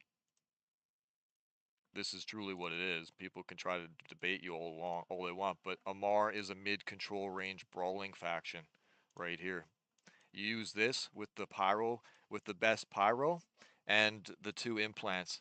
So then you have 21% more damage on top of this. So you have about 400 DPS. You have like 370. You get what I'm saying? Bro, he's still messaging me. Daniel, it's okay, man. The game doesn't mean anything. Relax. You got your kill. You stalked me for an hour, bro. Relax.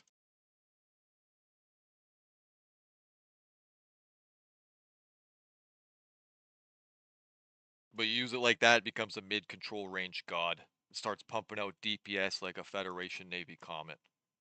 A lot of people don't know that. That guy trying to tell me a build. Meanwhile, he's rocking our builds. Kids these days. Remember, you guys, there is nothing new to the game unless the ship is new. Nobody can ever say this is my build. Because I can show you guys statistically from day ones of certain creations of builds that are meta today. We made them. Just how the game is. A lot of people didn't know how to fit shit in the beginning. A lot of people fit ships properly, but then they forgot about resistance. So, like, it became a point in the game where everyone was like, at one point, everyone was like fucking mediocring fitting their ship to be like decent against everything. And then you could just drop ships that are highly resistant against their one specific thing and fuck them all. Like it got to that point where people started having to learn the other aspect of the game, which is resistance to DPS.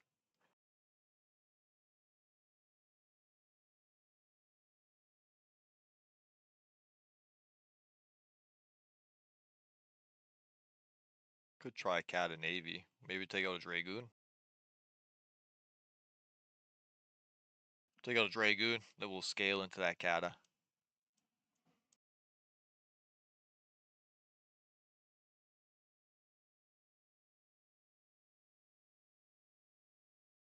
Oh, I wasn't hitting him, Kylie. So basically, what he was doing, because when you use laser weapons, you guys, so understand this. Like the fuck? Oh, I need CPU.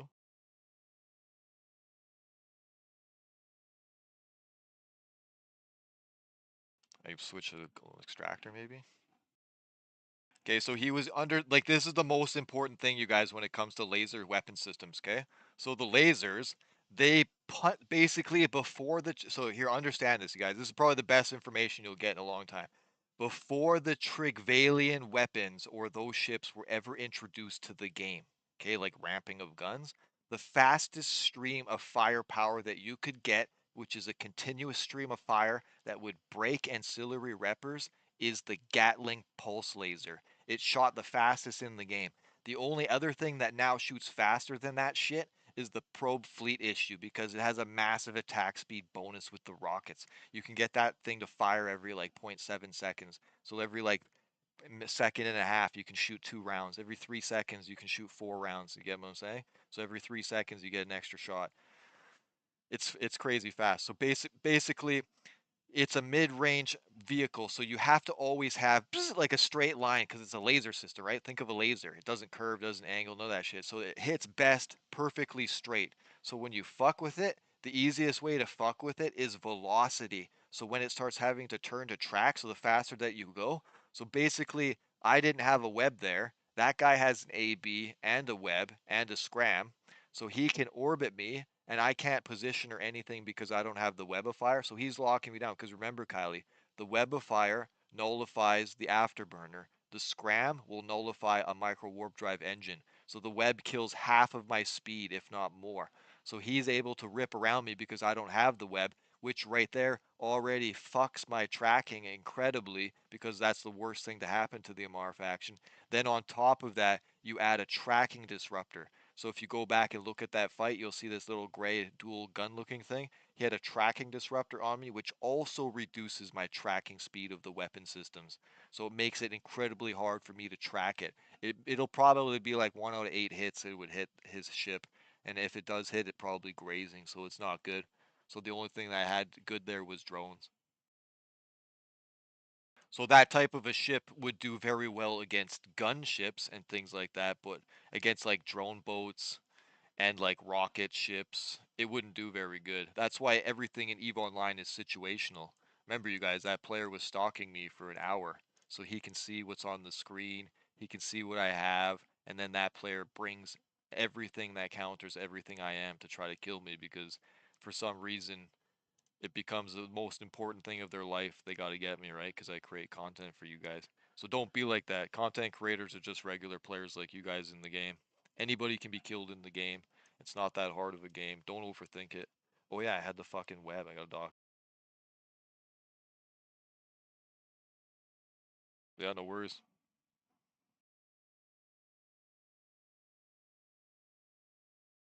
I think I need a CPU implant to rock that one, so let's try this.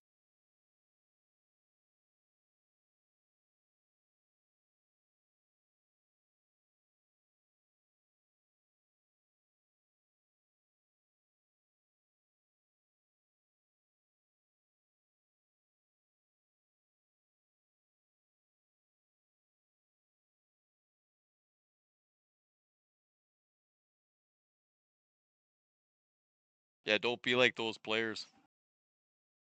Yeah, I run implants sometimes, Super B, but in frigates and stuff, it's not that good to run implants. You'd only want to run implants in the frigates if you were rocking like speed implants or any of the frigates that give you a specific fucking bonus to something. Like if something gave you a bonus to like look at like this for you guys. I don't have implants in right now, but if I was rocking this one right here, it said, oh wait, that it says the overview. Look, it gives you a bonus right here. So right, so if I had level 5 on my Amarr destroyers, I would get 35% armor hit point bonus.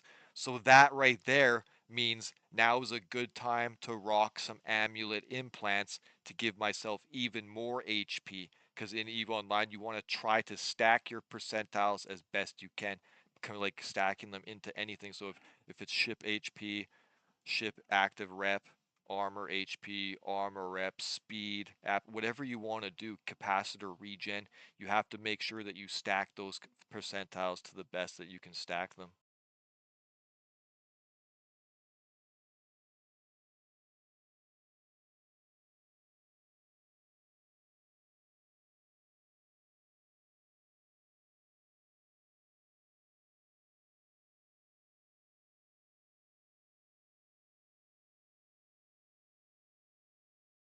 The best implants would be the snake implants. They are the best implants in the game. Actually, I counter that. The snake implants are the most powerful implants in the game because speed is king. But if you're using a fast ship that's not like a fucking application ship with like missiles at a specific range, they did create another implant set that can counter-react the snake set, and that is the powerful halos. Because the halos will reduce your signature radius by an incredible amount, making it almost impossible for gun weapon systems to track you, especially if you're small. If you're a small ship rocking high-grade halos against a medium ship, holy fuck, man, they're gonna graze you. Like your signature radius will be in the 20s. If we go like this, you guys,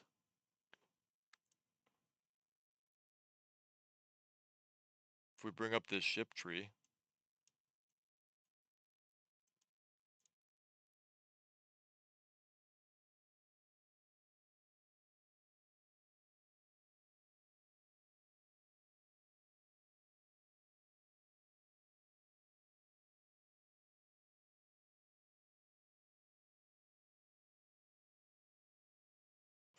no, we just want the signature radius.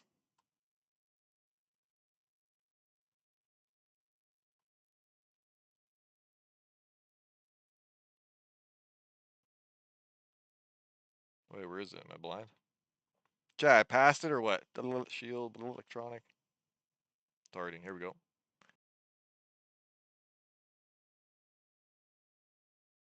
Okay, look at some of these. Remember, Minmatar has the best signature radius in the game. Look, the lowest one right here is the Wolf. Secondary is the Jaguar. So think about that. I'm just going to bust up a calculator real quick and I'll say it while I'm typing it in. You guys probably won't see the calculator.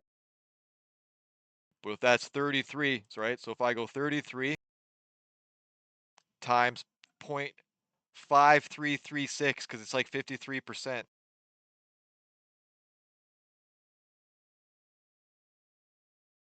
So you get 17.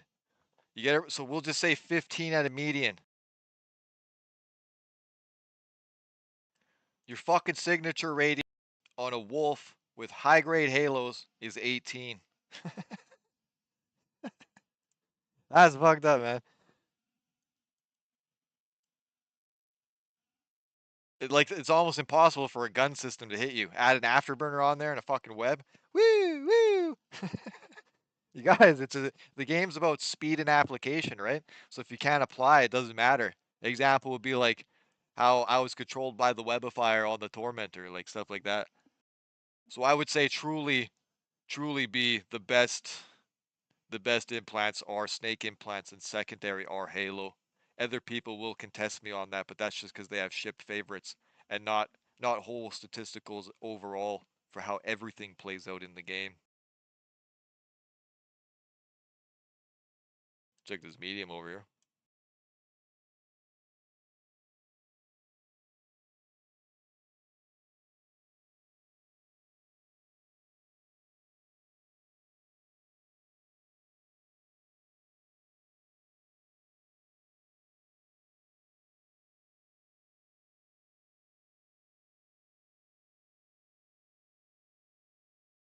Oh, he got it. Fuck. He finished it and left. Damn it.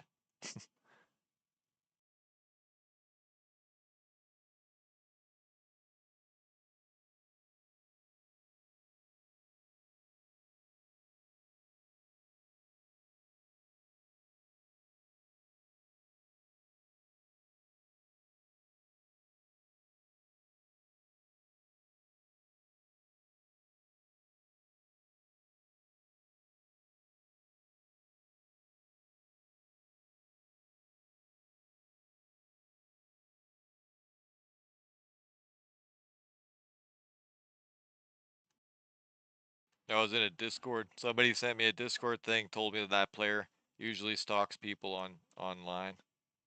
Ooh, and that he'll usually have multiple billions of an implant.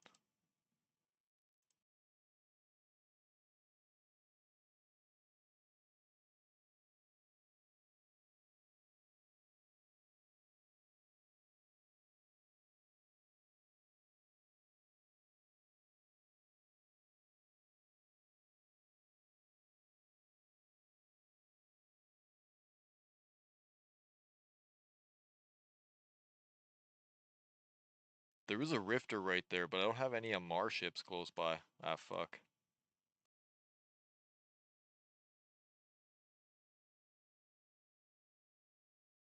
Try to go down this way. I think I might have one down there. There's a rifter in here. I'm not gonna fucking land on it in a Catalyst Navy. What kind of cheese shit is that, right? And we'll get a good fight for them if they do want to engage.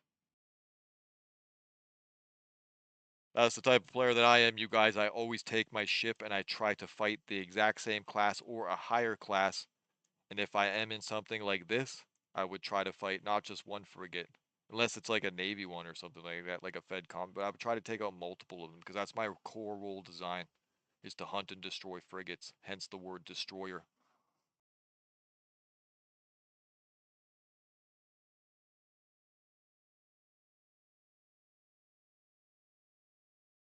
Hopefully that player finds a place or purpose in life, because stalking people online is not a good look.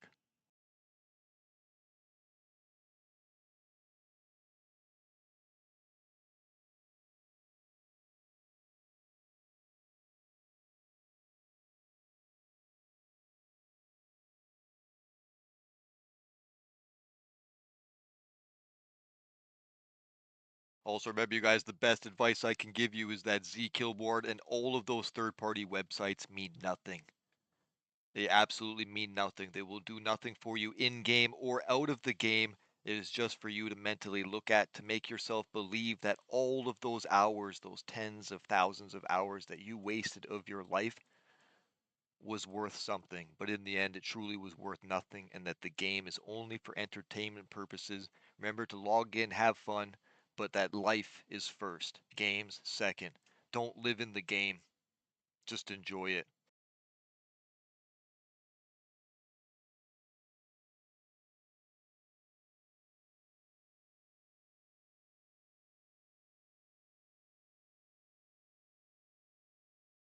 Also, you guys, on the weekend here, I will be doing some small gang tactics. I will be running groups of 3 to 5 if you guys do want to be a part of that.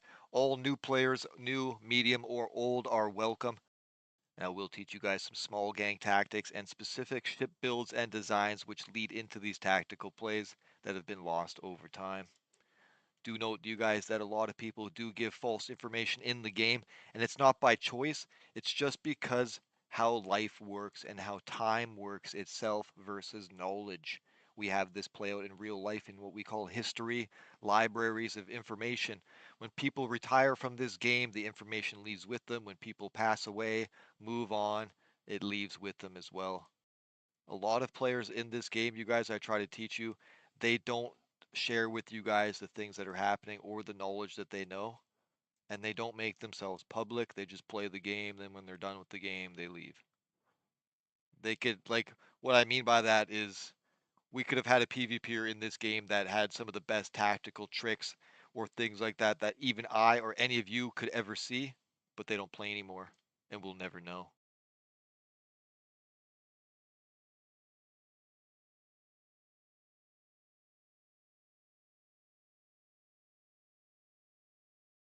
Yes. I pull up and kill people. Can you go into high sec or do the cops shoot you down?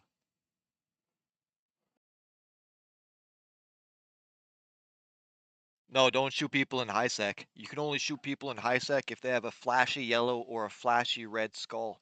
But also, if they're doing that on a station, don't shoot them. They're baiting you.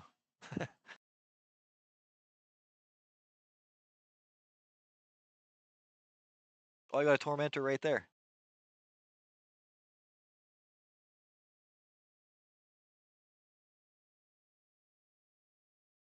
I'll bring out a Rifter. A Rifter for all you Minmatar lovers, even though I'm running some Amarr right now. I'll just bring out a little Riffy for fun.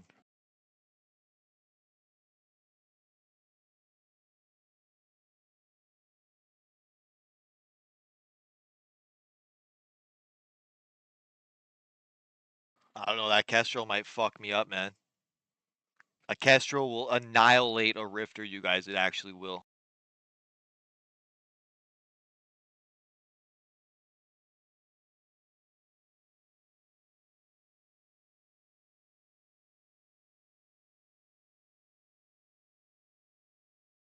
Hey, we got a lot of Amarr ships here. We can burn all of these. That's good.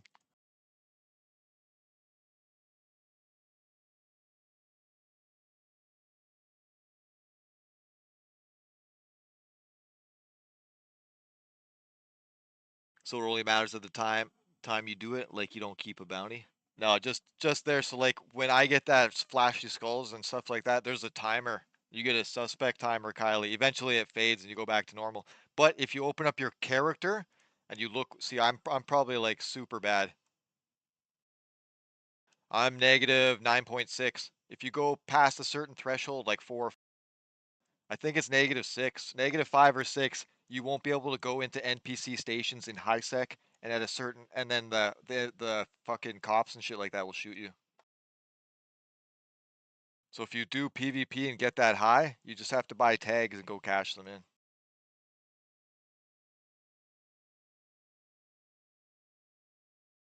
Gonna shoot ya.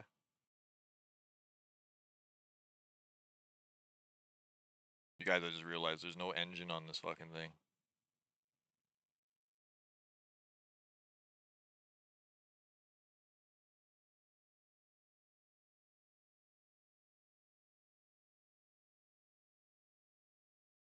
He has some kind of shield buff, because it's not killing him right away.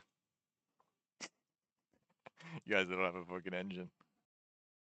What is this, Tristan? It's engineless.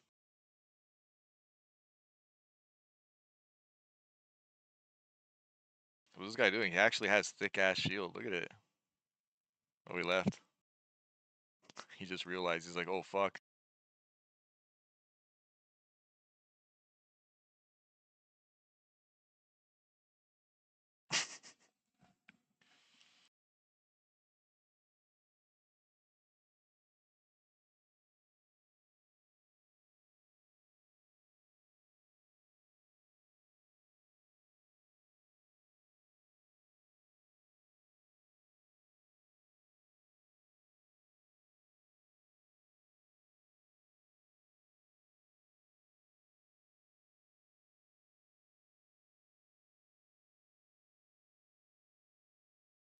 Fuck, I don't even remember putting all these ships here. I wonder how fucking long they've been here for. Chat, you guys ever have that where you just have assets scattered all over the place and you just like dock up at a station at random one day and then you're like, oh fuck, I got a bunch of ships here. I just typed in Tristan, came here, and there's a fucking armada of ships. Score.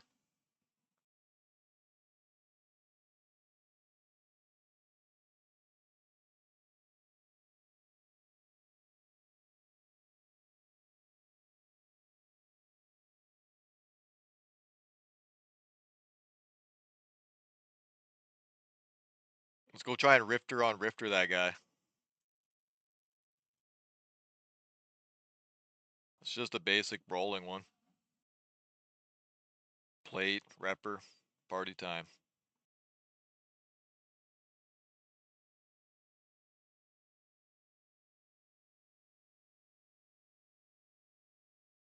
I think it was up here.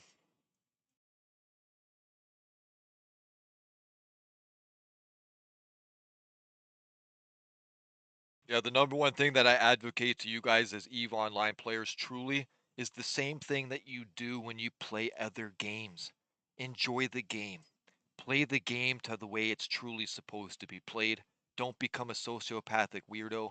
Don't worry about the statistics on third-party websites. They mean nothing. They truly mean nothing. It does nothing for you in game or out of game, okay? So truly understand that, you guys, as players, and don't rot your brain and become and lower yourself to the level of most of the players that have played for long periods of time. They rotted themselves.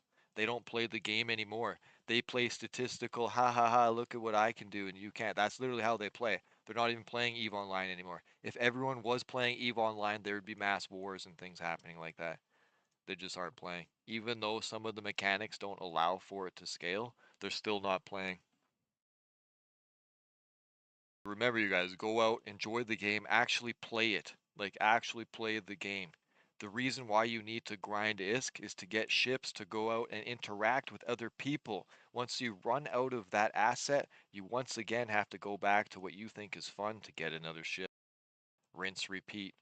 You're playing Call of Duty in space, but with spaceships. And instead of being able to click the button and spawn again, you spawn, but then have to get all of your resources and do it again.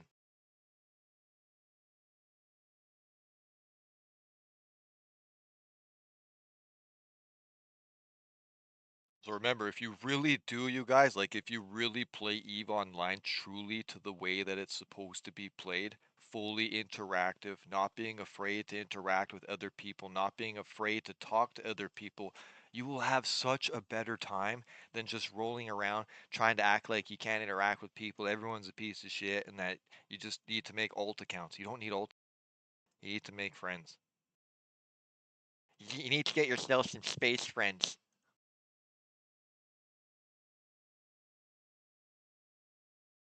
Fastest ways to grind ISK is with like factional warfare and things like that. Oh, are you close to the beacon? No, you're not. You're gonna warpies. It's already aligning out, I think. It's going quick.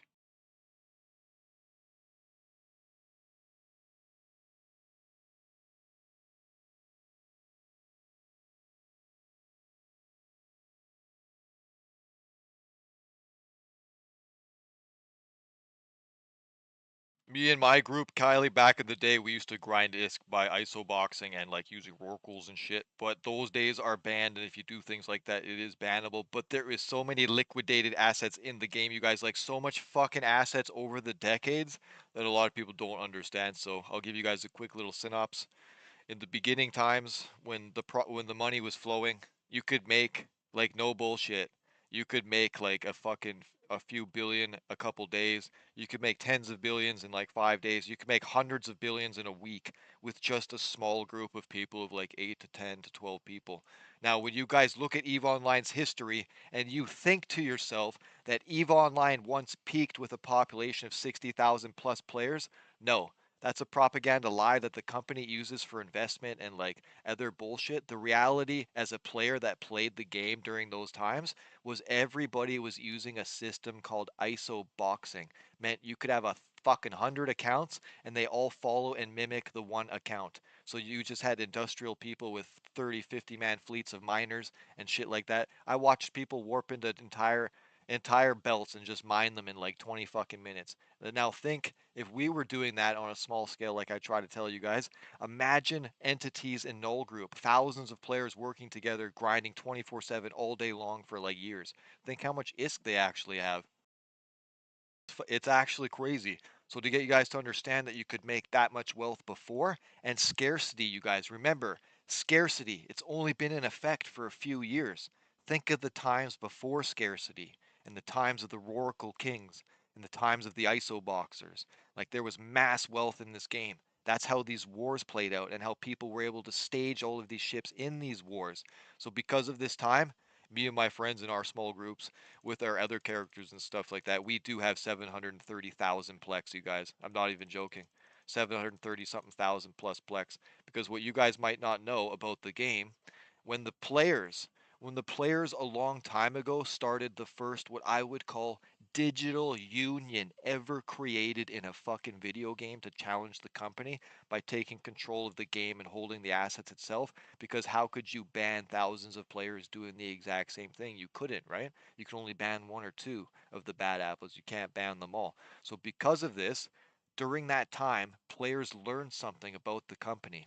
And I don't know if it's still like this today, but I do know that South Korea would bought the shit out of their own fucking game to grind what I'm going to say next and purchase the assets to drain the account.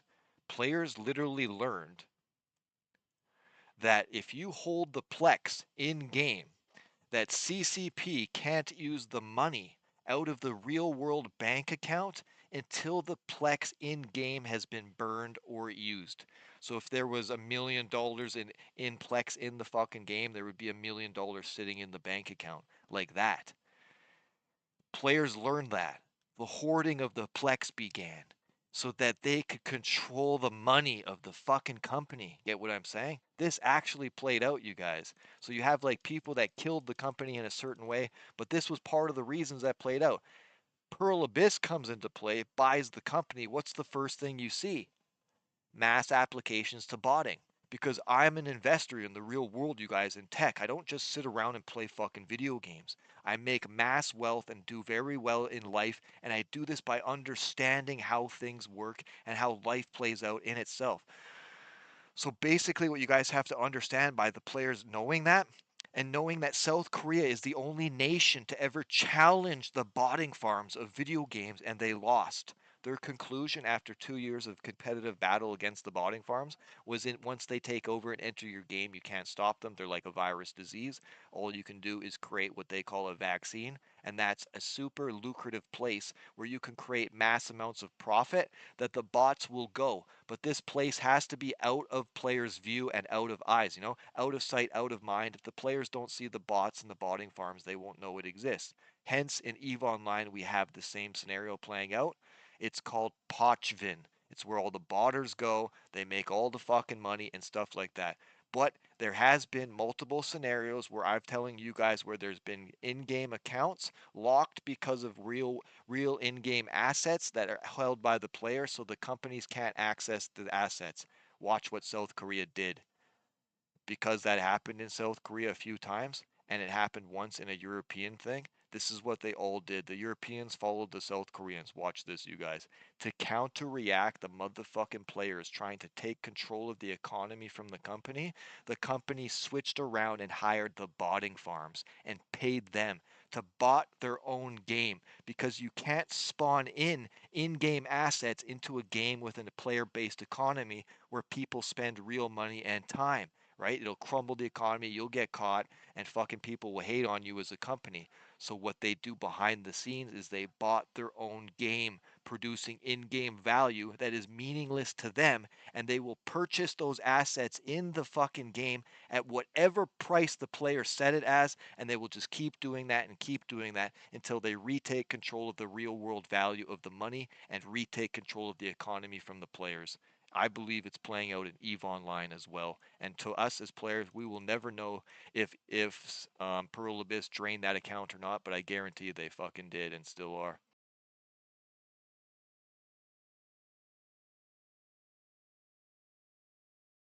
How I know this stuff, you guys, is through lots of investments, lots of paying attention, because I invested in CCP a long time ago, you guys, and I made money off of it. CCP is not just a game of EVE Online. They actually made all of their money by investing in other little companies and other little things and cryptocurrency. The one thing that you guys hate and despise. You forget that my brother and a couple other super elite investors of the world sat down in a fucking Discord and TeamSpeak 3 conversation with some of these developers at the time, possibly even the guy that was in there that made the sale. And there was a bunch of them in there, and it was like a 2 hour conversation. By the time they were done, next thing you know, CCP's dipping into fucking cryptocurrency. They're making fucking hundreds of millions of dollars in the end, recreates value for the company. The profit from the cryptocurrency is able to keep your guys' game afloat because Eve was burning money at a fast rate, you guys, at a fucking retarded rate, like super fast. So because of them investing, because you guys remember, they're not just a company of the game, they're a company of companies. So EVE Online isn't their number one thing, and it's not their most profitable thing. But EVE Online players would believe that in their minds and truly believe that EVE is what brings the money to the table. It's not. Okay, so remember that, you guys. It's not. It was bleeding money for a long time, and it parred out around 2023. The truth is, the creators of the game, they sold it. Like, they sold it, you guys. Enough said.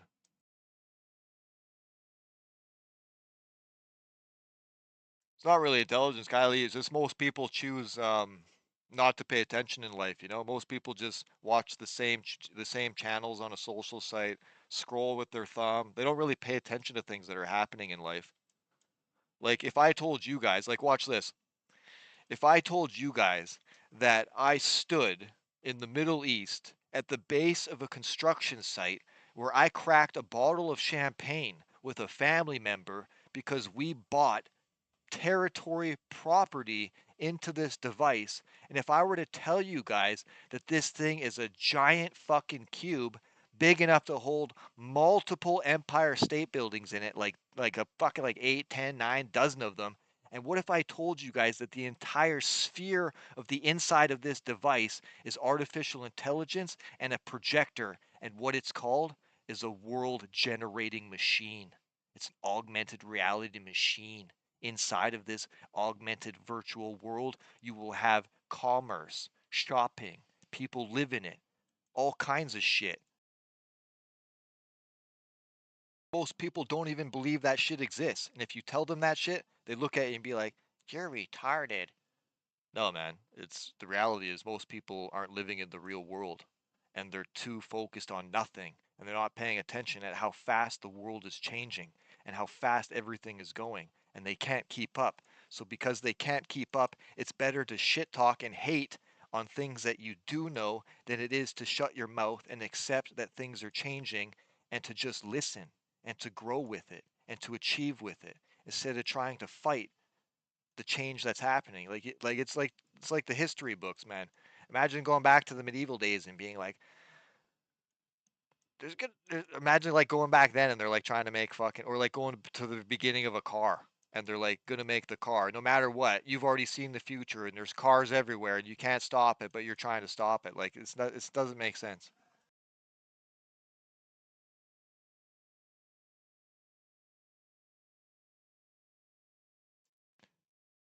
Mike. Probably another one of them. Oh, Loki.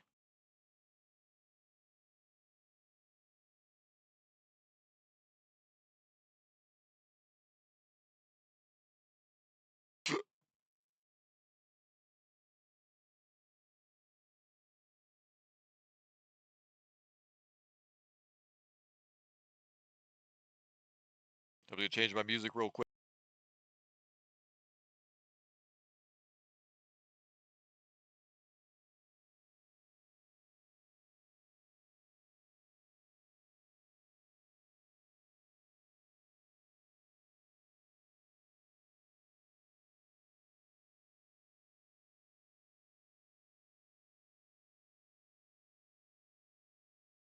Here, I'll dock over here for a second, you guys. I'll let you guys understand and see what I'm talking about. Watch how crazy this is.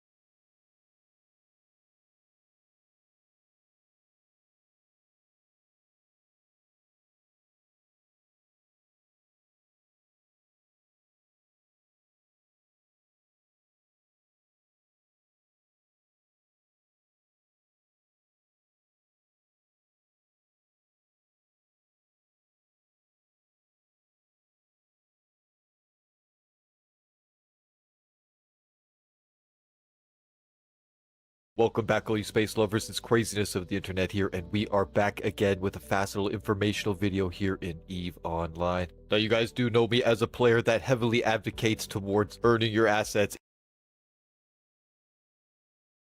Mic check. Thanks, Lovro. Sorry about that. I couldn't get the sound to load there because I had my 4K thing going.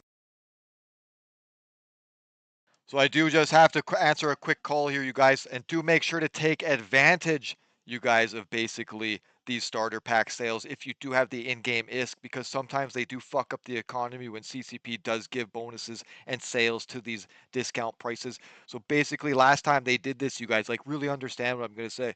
Last time they did one of these sales, it actually kind of fucked the economy for a little bit. On top of that, when we made the video about it, how it was fucking shit up, we put it on Reddit.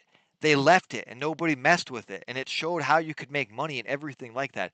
This one, because it's only a shorter period of time, we posted it on Reddit and they took it down within 5 minutes. So whatever's happening in this Plex deal, they don't want you guys to know. So I'm just going to play it right here while I do this call, and I'll be back in 5. Welcome back, all you space lovers. It's craziness of the internet here, and we are back again with a fast little informational video here in EVE Online. Now, you guys do know me as a player that heavily advocates towards earning your assets in-game and grinding out the ISK and never really paying real-life money, but there is those players that do not have the time to do that and do need to use real-world money to be able to play the game at high level. So whichever type of player that you are, whether you have to use real-world assets or you do grind your assets in-game, or maybe you do have a massive ISK pile on standby just from grinding over the years, then you guys do have to note and take advantage of these excellent sales when they do pop up, as this one right here is truly one of the best sales that I have seen coming from CCP in quite some time. And what I mean by this, you guys, is that you can actually use this percentage against these starter packs, allowing yourself to Omega for 3 months and actually gain ISK along the way. I'll break that down for you guys right now.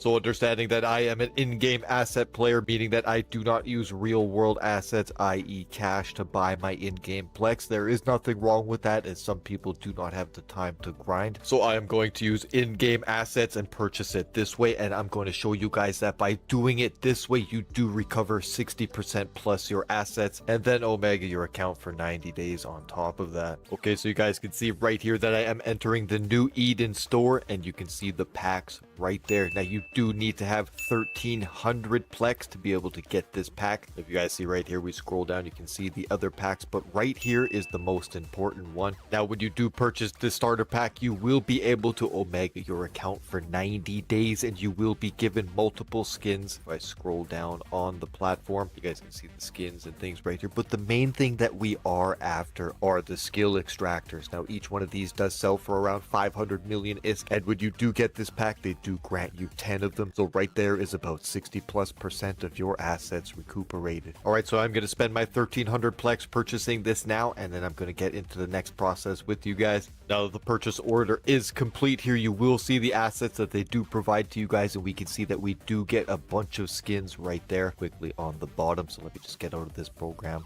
get back into the game. You can see right now that I do get my 90 days of Omega, which is 3 months granted to me, plus all of those assets. Now, do remember, you guys, that the reason why you want to use this pack is that you do get 60+% of your assets given back to you, plus these skill points and skins on top of that. If you are the type of player that does collect the skins in the game, then this is a fast way that you can add some of them to your collection as well. We mainly are here for the skill extractors. You could use them, but I myself am going to sell them and recuperate some of my assets already spent. So if you're new to EVE Online, on redeeming your items, make sure that you hold control down and click on the ones that you want to select multiple, and then just click the redeem to current station to make sure that it does go to exactly what station you currently are in.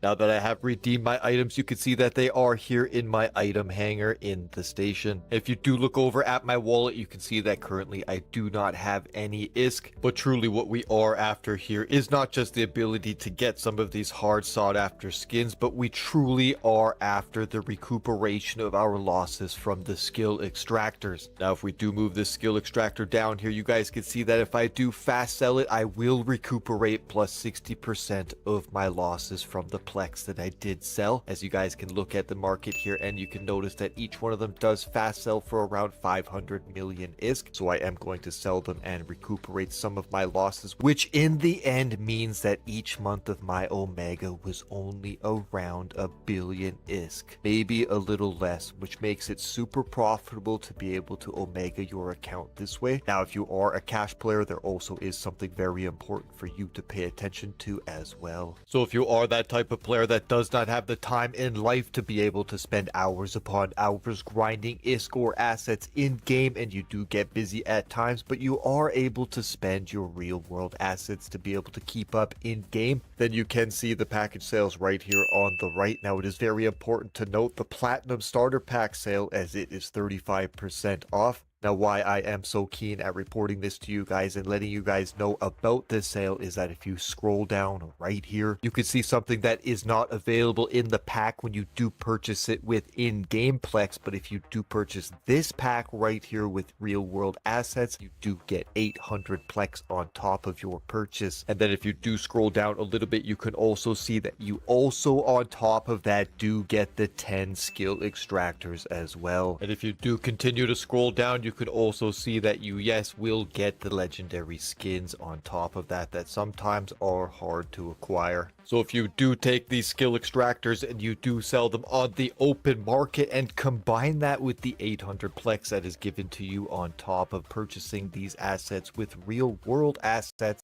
and do remember, you guys, you can't get the 800 Plex if you do purchase this with in-game assets. So if you do sell the extractors and the Plex itself for in-game ISK, you end up with an incredible 9,884,000,000 ISK, which in the end means you truly did make ISK on the purchase, and you got to 90-day Omega your account pretty much for free when it does come to the value of in-game assets to real-world assets. And also do remind yourself, you guys, when it does come to real world assets versus in-game assets, that these are for entertainment purposes only, and that you should never spend what you can't afford to lose if you are that type of player. Remember, you guys, I do encourage you to get out there and earn your assets in-game, as it is actually very easy to do it. And you could do it as a group even faster, because remember, you guys, in EVE Online, it is a social sandbox game, and it is about working together to create more value as a whole. So I hope you guys did find this video informational, and as always, I hope you are all staying safe out there. If you did make it all the way to the end of this video, please do like and subscribe. God bless. I'll catch you in the next one. Peace.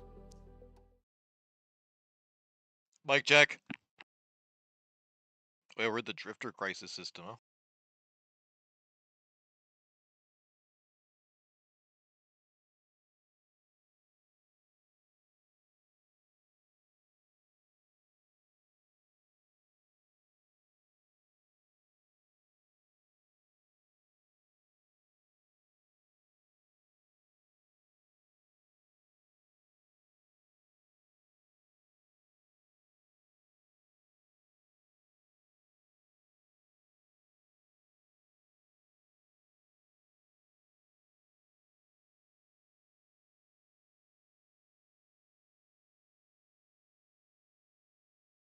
Forgot where I was headed there for a second.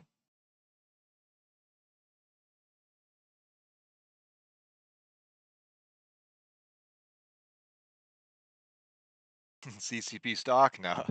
That's just literally one of those advantage things, Kylie. Is sometimes they release things like percentile gifts and shit like that, like bonus on that pack, like 50% off. But sometimes they fuck up and they give deals on things that players see and abuse, and it fucks the economy. You also have to remember, Kylie, that that pack, right? Like if I went like this, because how old is this character? This character was made last year, January. So if you like think of those packs are like that old. If I went, where is that shit?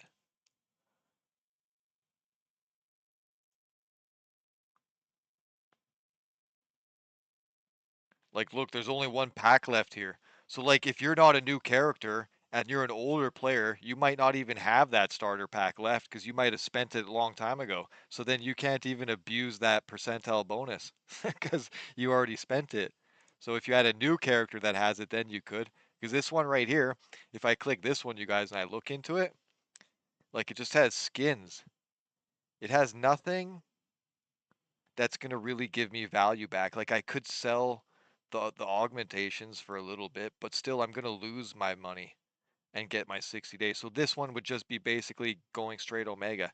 The other one gives you money back for some reason.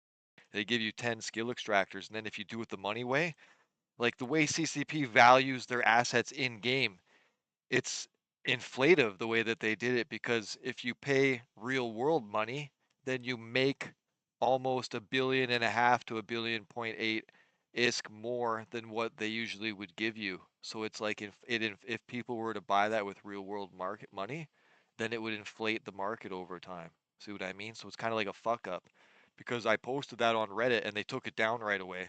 Where the other fuck up that everybody knows that fucked the economy, they didn't leave that. That one was with, what was that with? The nodes or something like that. They left that one up and they didn't care. So this one they must not want you guys to see, right?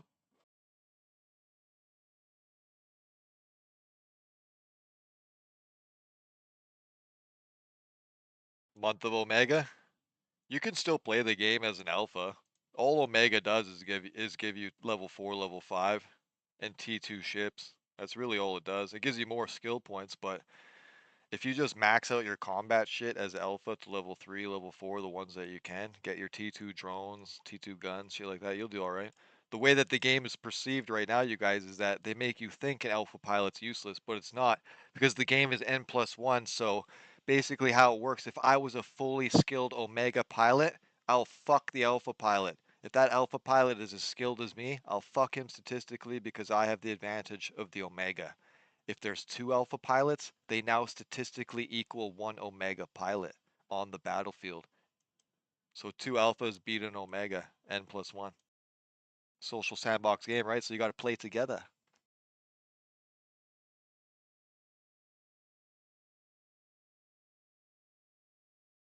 You just do lose resistances. That's all. Example would be like if we open up, I don't know, like fucking this. Like go to like armor or something. Like shields or something like that. Look, so like when you're alpha, you can only have level 3 on most of these things, right? So if you're engaging me and I'm a max out omega player, then you're gonna lose the statistics of this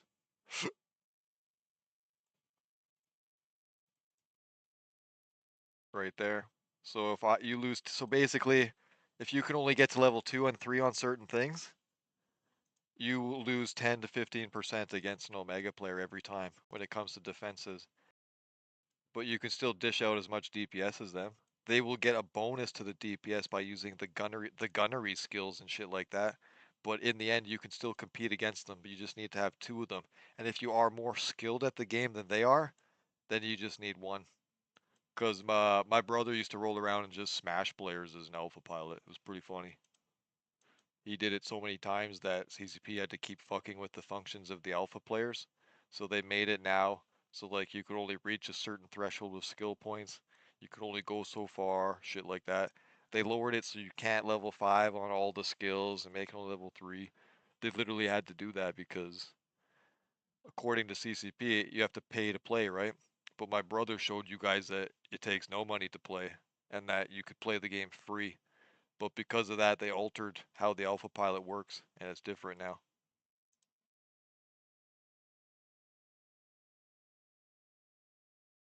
And you guys, there really is alpha players that play this game. There's lots of them. I know lots of them. They will never omega.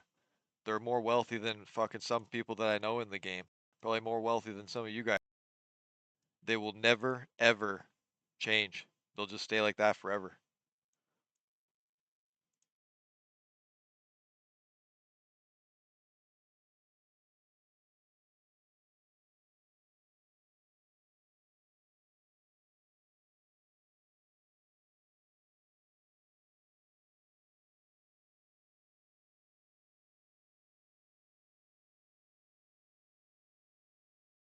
The guys, this guy's name Herpes McDurpus. Herpes McDurpicus. Herpes McDurpicus. Oh, he got it.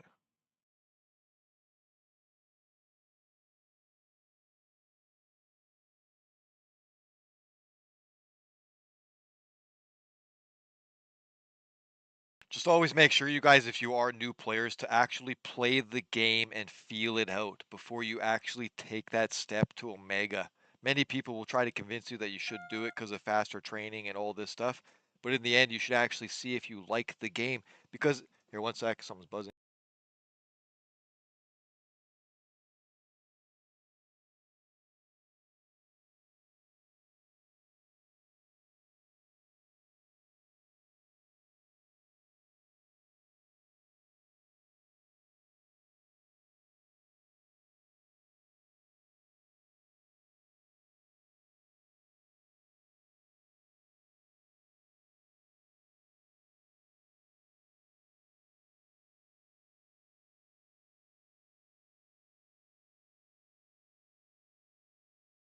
Like when you look at EVE Online, you guys, EVE Online is just like other MMOs. Technology only goes so far. There's only so much scripts. Gaming can only do so much. This is why when you play so many different games, some of the same genres can feel exactly the same, copy pasted almost. It's because it's exactly the same in all of the games. The only difference is you manipulate and change the words and you change things to the genre of what you want. So in this one, we're in space, but it's literally the same as every other MMO. Why I tell you not to Omega right away as players coming to the game that are new and try to figure out and see if you like the game, because this game is based in days and weeks, where other games like other MMOs that you play, those are based in hours and days. You get what I'm saying? So to understand things in this game and to play things out, it'll take weeks and weeks of time, where you could learn the same amount of what the game's trying to produce for you in another MMO in like a few days or a few hours, because it's a different cycle time. You guys will understand this through reinforcement timers and other things like that. That EVE Online is not an MMO game of hours and days, it's an MMO game of days and weeks. So it's best to just go around and learn as much as you can to see if it is something that you are going to like. About $5 seems like nothing.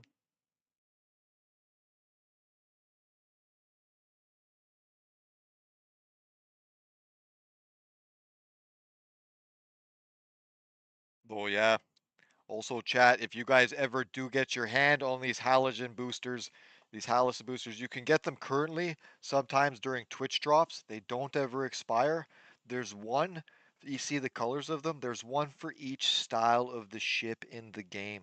So when I show you them right here, you can see, look, agility, armor resistance, turret damage, capacity, fall off, drone control range, right? Harvesting, target range, go to red. Ship velocity, target range, armor, and rep. See, different. Now we're doing more cap change. Go to the green one. Look, agility, structure hit points, turret tracking speed, velocity. See what I mean? It keeps changing. This one, you got turret range of fire, missile flight time. These are the most powerful boosters that you can get in the game, because when you do look at them, look at the massive stats bonuses that they do give. There is ones that go all the way to tier 4. The tier 4 is like, I think it's 6 or 8% on everything. It's pretty strong, super powerful. Make sure to hold them when you guys can, and use them specifically in dire moments, because they can truly change the tides of battle. I know firsthand. I used to abuse them on that last event when everyone could just get them. They don't drop on the events anymore, and they made them some kind of Twitch drop thing. Probably because of the video that I made explaining how powerful they are. Next thing you know, they're not in the game anymore, really.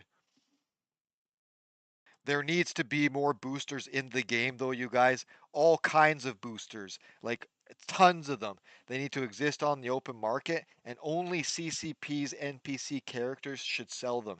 Once they're sold, players can buy and sell them amongst each other, which in the end will burn more ISK, but truly the only way to actually get it should be able to buy them from NPCs for ISK only. That way it literally burns the ISK. And then when players buy and sell it again, it burns the ISK again, because it's a consumable. So it means that it won't be around forever. Players will use it. So it becomes a way that, again, fucking CCP can use it to stabilize market control as a burner item.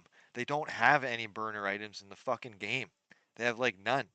So how do they expect to ever control any of the economy when it's fucking shooting in every fucking direction? Once you fix one problem, fucking the next one skyrockets because you literally have no market control over anything.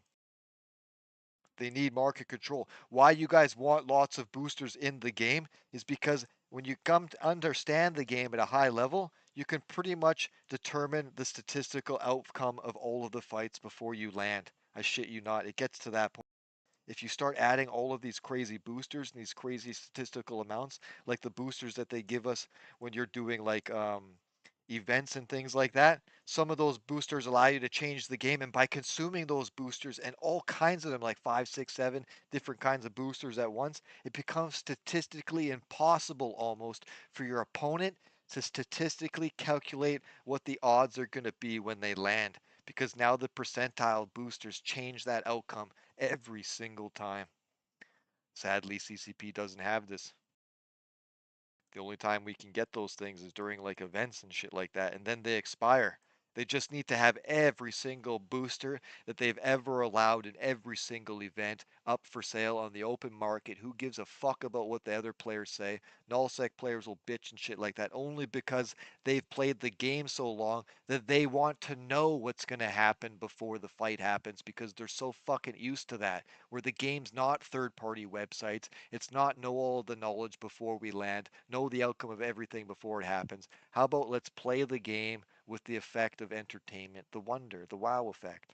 We don't get that here.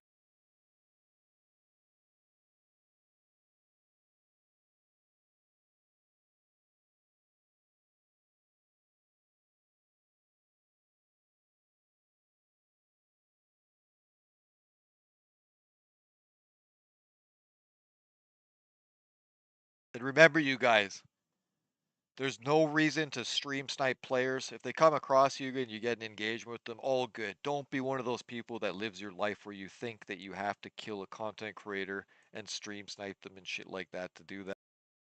I kind of feel bad for that guy. I actually do. Because remember, they like live their life, and that's their most, like, that's their greatest moment.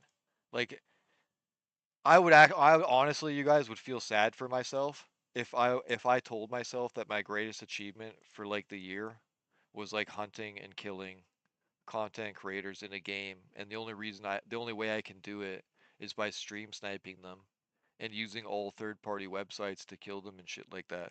Like, I would feel really bad about myself. I would have to rethink things. Like, honestly, it's not me hating on that person or anything. I just want you guys as players to actually play Eve and love Eve for what it is, and not fall victim to all these fucking sourpuss depressed people fucking drinking on stream, fucking wearing dresses, doing fucking stupid shit, wearing lingerie, asking you if their fucking tits look okay. Meanwhile, their testicles are hanging out the bottom. Like, this shit's getting out of control, man. There's no PR control from the company or anything like that. They're just letting them all do whatever the fuck they want. It's not good for the game. Like, you guys, we're all adults here. Would you, as parents or adults, encourage your kids or teenagers or people that you know at a younger level to go and play a game when you go and look at the game and the first things that you see is a depressed guy fucking raging all the time, drinking 24/7, being a complete fool because he wants you guys to make fun of him and interact with that way so he makes money? And then the moments you guys start doing that, he gets mad and hates on you guys and gets even more depressed and tries to guilt trip you so that you feel sorry for him so that you send him more money. If you don't like that, you can then go over and watch a guy that tries to teach you tutorials but is literally wearing his grandmother's clothing while he's doing it. Okay? And if you don't like that, then you can send the kids over to the full flamboyant boys who are wearing full on lingerie. And if you don't like that, you can send them over to the woke male feminists that are turning into their females while they explain to you the transition. Like, as an adult or a gamer, other people that come to the fucking game, they use content creation and streams to take a look at what the game is like, and that's what they fucking see. 90% of them are going to fucking leave and actually believe what they read, that Eve Online is the game full of depressed fucking people, and that the Twitch streamers of Eve Online do nothing but bot each other. It is. This is what the content world says, that currently Eve Online in the public relationship world, this game to content creators, you guys, because I'm a content creator, I know, trust me, this isn't just the only game that I do stuff on. They truly call this game SOS. This is why CCP can't pay real content creators to play the game. And that's why you guys see when they're sponsored content creators, they're always Eastern European, non English speaking ones, or they have no idea anything about the game or even the lore behind it. They had one streamer that was on there, and she tried to get her friends in the house, disguised host and the other guys, go watch the VOD. She tried to get them in there, and they were like laughing because she's like, "Why don't you guys turn your cameras on?" The one guy's like, why'd you take the sponsorship? I'm not doing it. And then they're like, she's like, come on, you guys got to play with it. And then Disguised Toast, who has like a few million subscribers, he's like, SOS, SOS. Because you guys, publicly, when a company as a content creator contacts you to talk to you about promotions and like playing their game and stuff like that, if you know the negative aspects behind it, you don't fucking say that to them. You just say that you're busy or you got something to do or maybe next time, stuff like that. But everybody knows that currently, right now, the public relations of the game in the content creation world, not the viewer standpoint, but the content creation world, it's literally called SOS. They call it Sex Offender Simulator. That's literally what they call it. It's because there was so many of them that was found in this game, like more than 4 or 5 dozen of them. And then when they were outed, you have thousands of comments. Like there's more players that hated these fucking people for being what they are, but there was also thousands and hundreds of comments spread throughout their Twitches and their content channels of people supporting them and not wanting them to leave the game. So because of that, it showed the world that this is some kind of pedo haven. And so mainly content creators don't like it and they don't want to be a part of it, if that makes sense to you guys. This is why your game has such stagnated growth. Is because the company kills the players' growth and then the players itself try to use the game to create growth on content of their own lives, but yet they don't treat it the way that they should. Like you're not going to show up to a job wearing panties and a bra. You're not going to show up to a fucking job fucking in a full grown fucking woman's gown. You're not going to show up to a fucking job drunk as fuck out of your mind, high on weed edibles. You get what I'm saying? Like that's what I mean, you guys, is they're publicly showing that this is a fucking gong show and that you should avoid this shit as fast as possible. This is why the game has stagnated growth. People will try to tell you that the game's in a good place, all of this shit. It's not, you guys. It's fucking not. Don't lie to yourselves. The game is unplayable right now. It's unscalable. It fucking has a mass drop of players, a huge increase of bots, real money trading. You guys, they merged the profit reports because it's so bad. Like you could have all of these people that try to manipulate you. I can tell you guys real life things, okay? Real life events and real life things play out will show you aspects of other things in real life. Example, when I was young, I had a really good job when I was young and I worked my way up to the night manager of this job. What I did was I was able to hire all of my friends and my brothers and we ran the fucking warehouse and it was fun because it's all of your friends and family. But I had to work my ass off for years to get to that point, and the only reason why they gave me the job was because I legally, like literally illegally fucking loaded a truck that added 7x profit to it. And I told the boss on a map that all he has to do is go over these checkpoints in the area and he'll avoid the weigh scales because there's these old logging roads. The only thing he said once I showed him all this, he looked at me and said, "You guarantee this 100%?"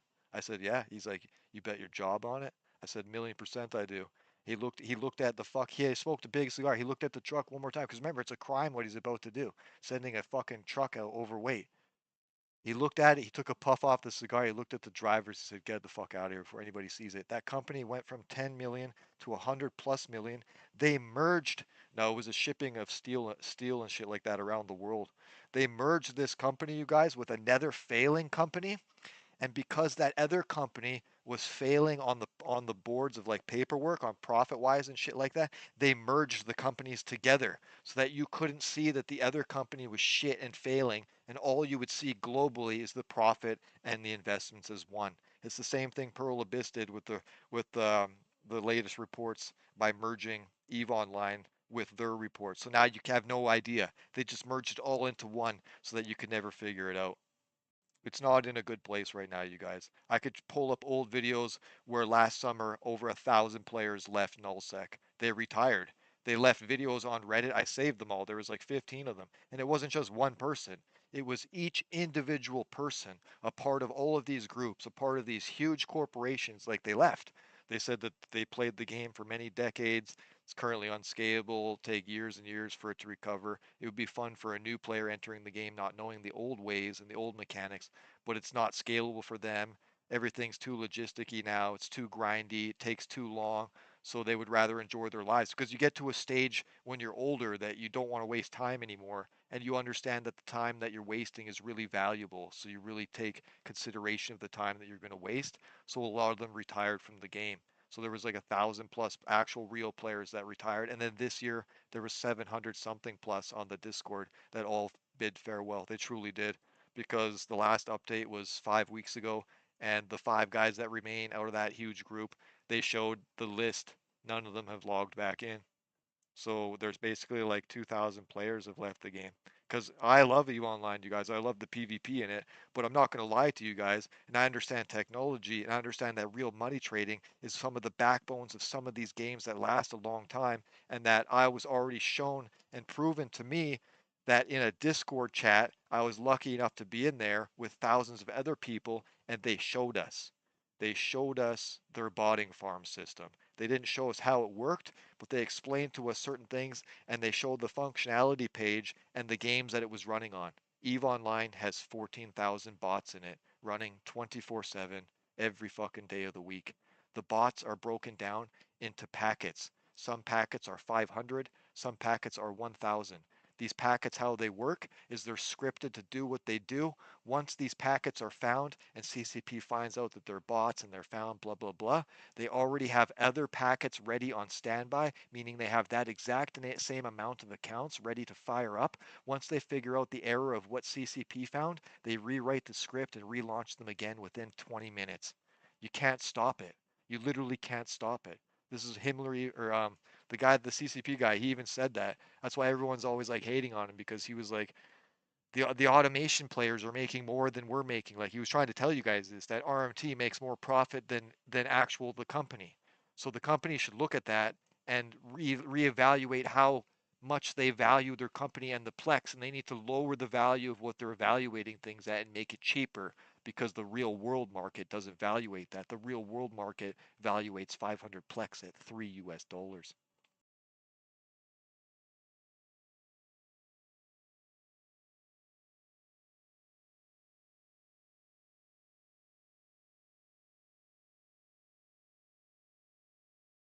All right, you guys, I do think I am going to call it here because I do have some real world things to do.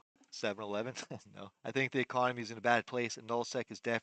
Yeah, it's real bad cricket right now. We can discuss that more tomorrow, you guys. I do have a good stream set up for you guys tomorrow, and we will do some small gang tactics and things like that. Remember, you guys, I do have a new video series being released to you guys. There should be one of those videos every week or every 10 days. There's 50 plus of them that I have to finish. I did finish about 36, 37 of them. The one that will be released tonight will be midnight at Pacific Standard Time. So if you guys do want to check out the latest video on the channel, check that out tomorrow. Or if you are awake grinding, a die-hard player, you know what to do. I do hope you guys are all staying safe out there. Make sure to check that QR code or head over to the channel and go to the latest 4 main faction guide. Comment down below on that guide to get yourself into the $400 draw. Remember, you guys, on this channel, all the revenue goes back to you guys as giveaways. This is truly a community-based channel. So if you guys want bigger prizes and bigger things along the way as we grow, it's up to you guys how big you truly want to get it. All right, you guys, that's enough for me. I hope you guys are truly all staying safe out there. God bless, and I will catch you guys in the next one.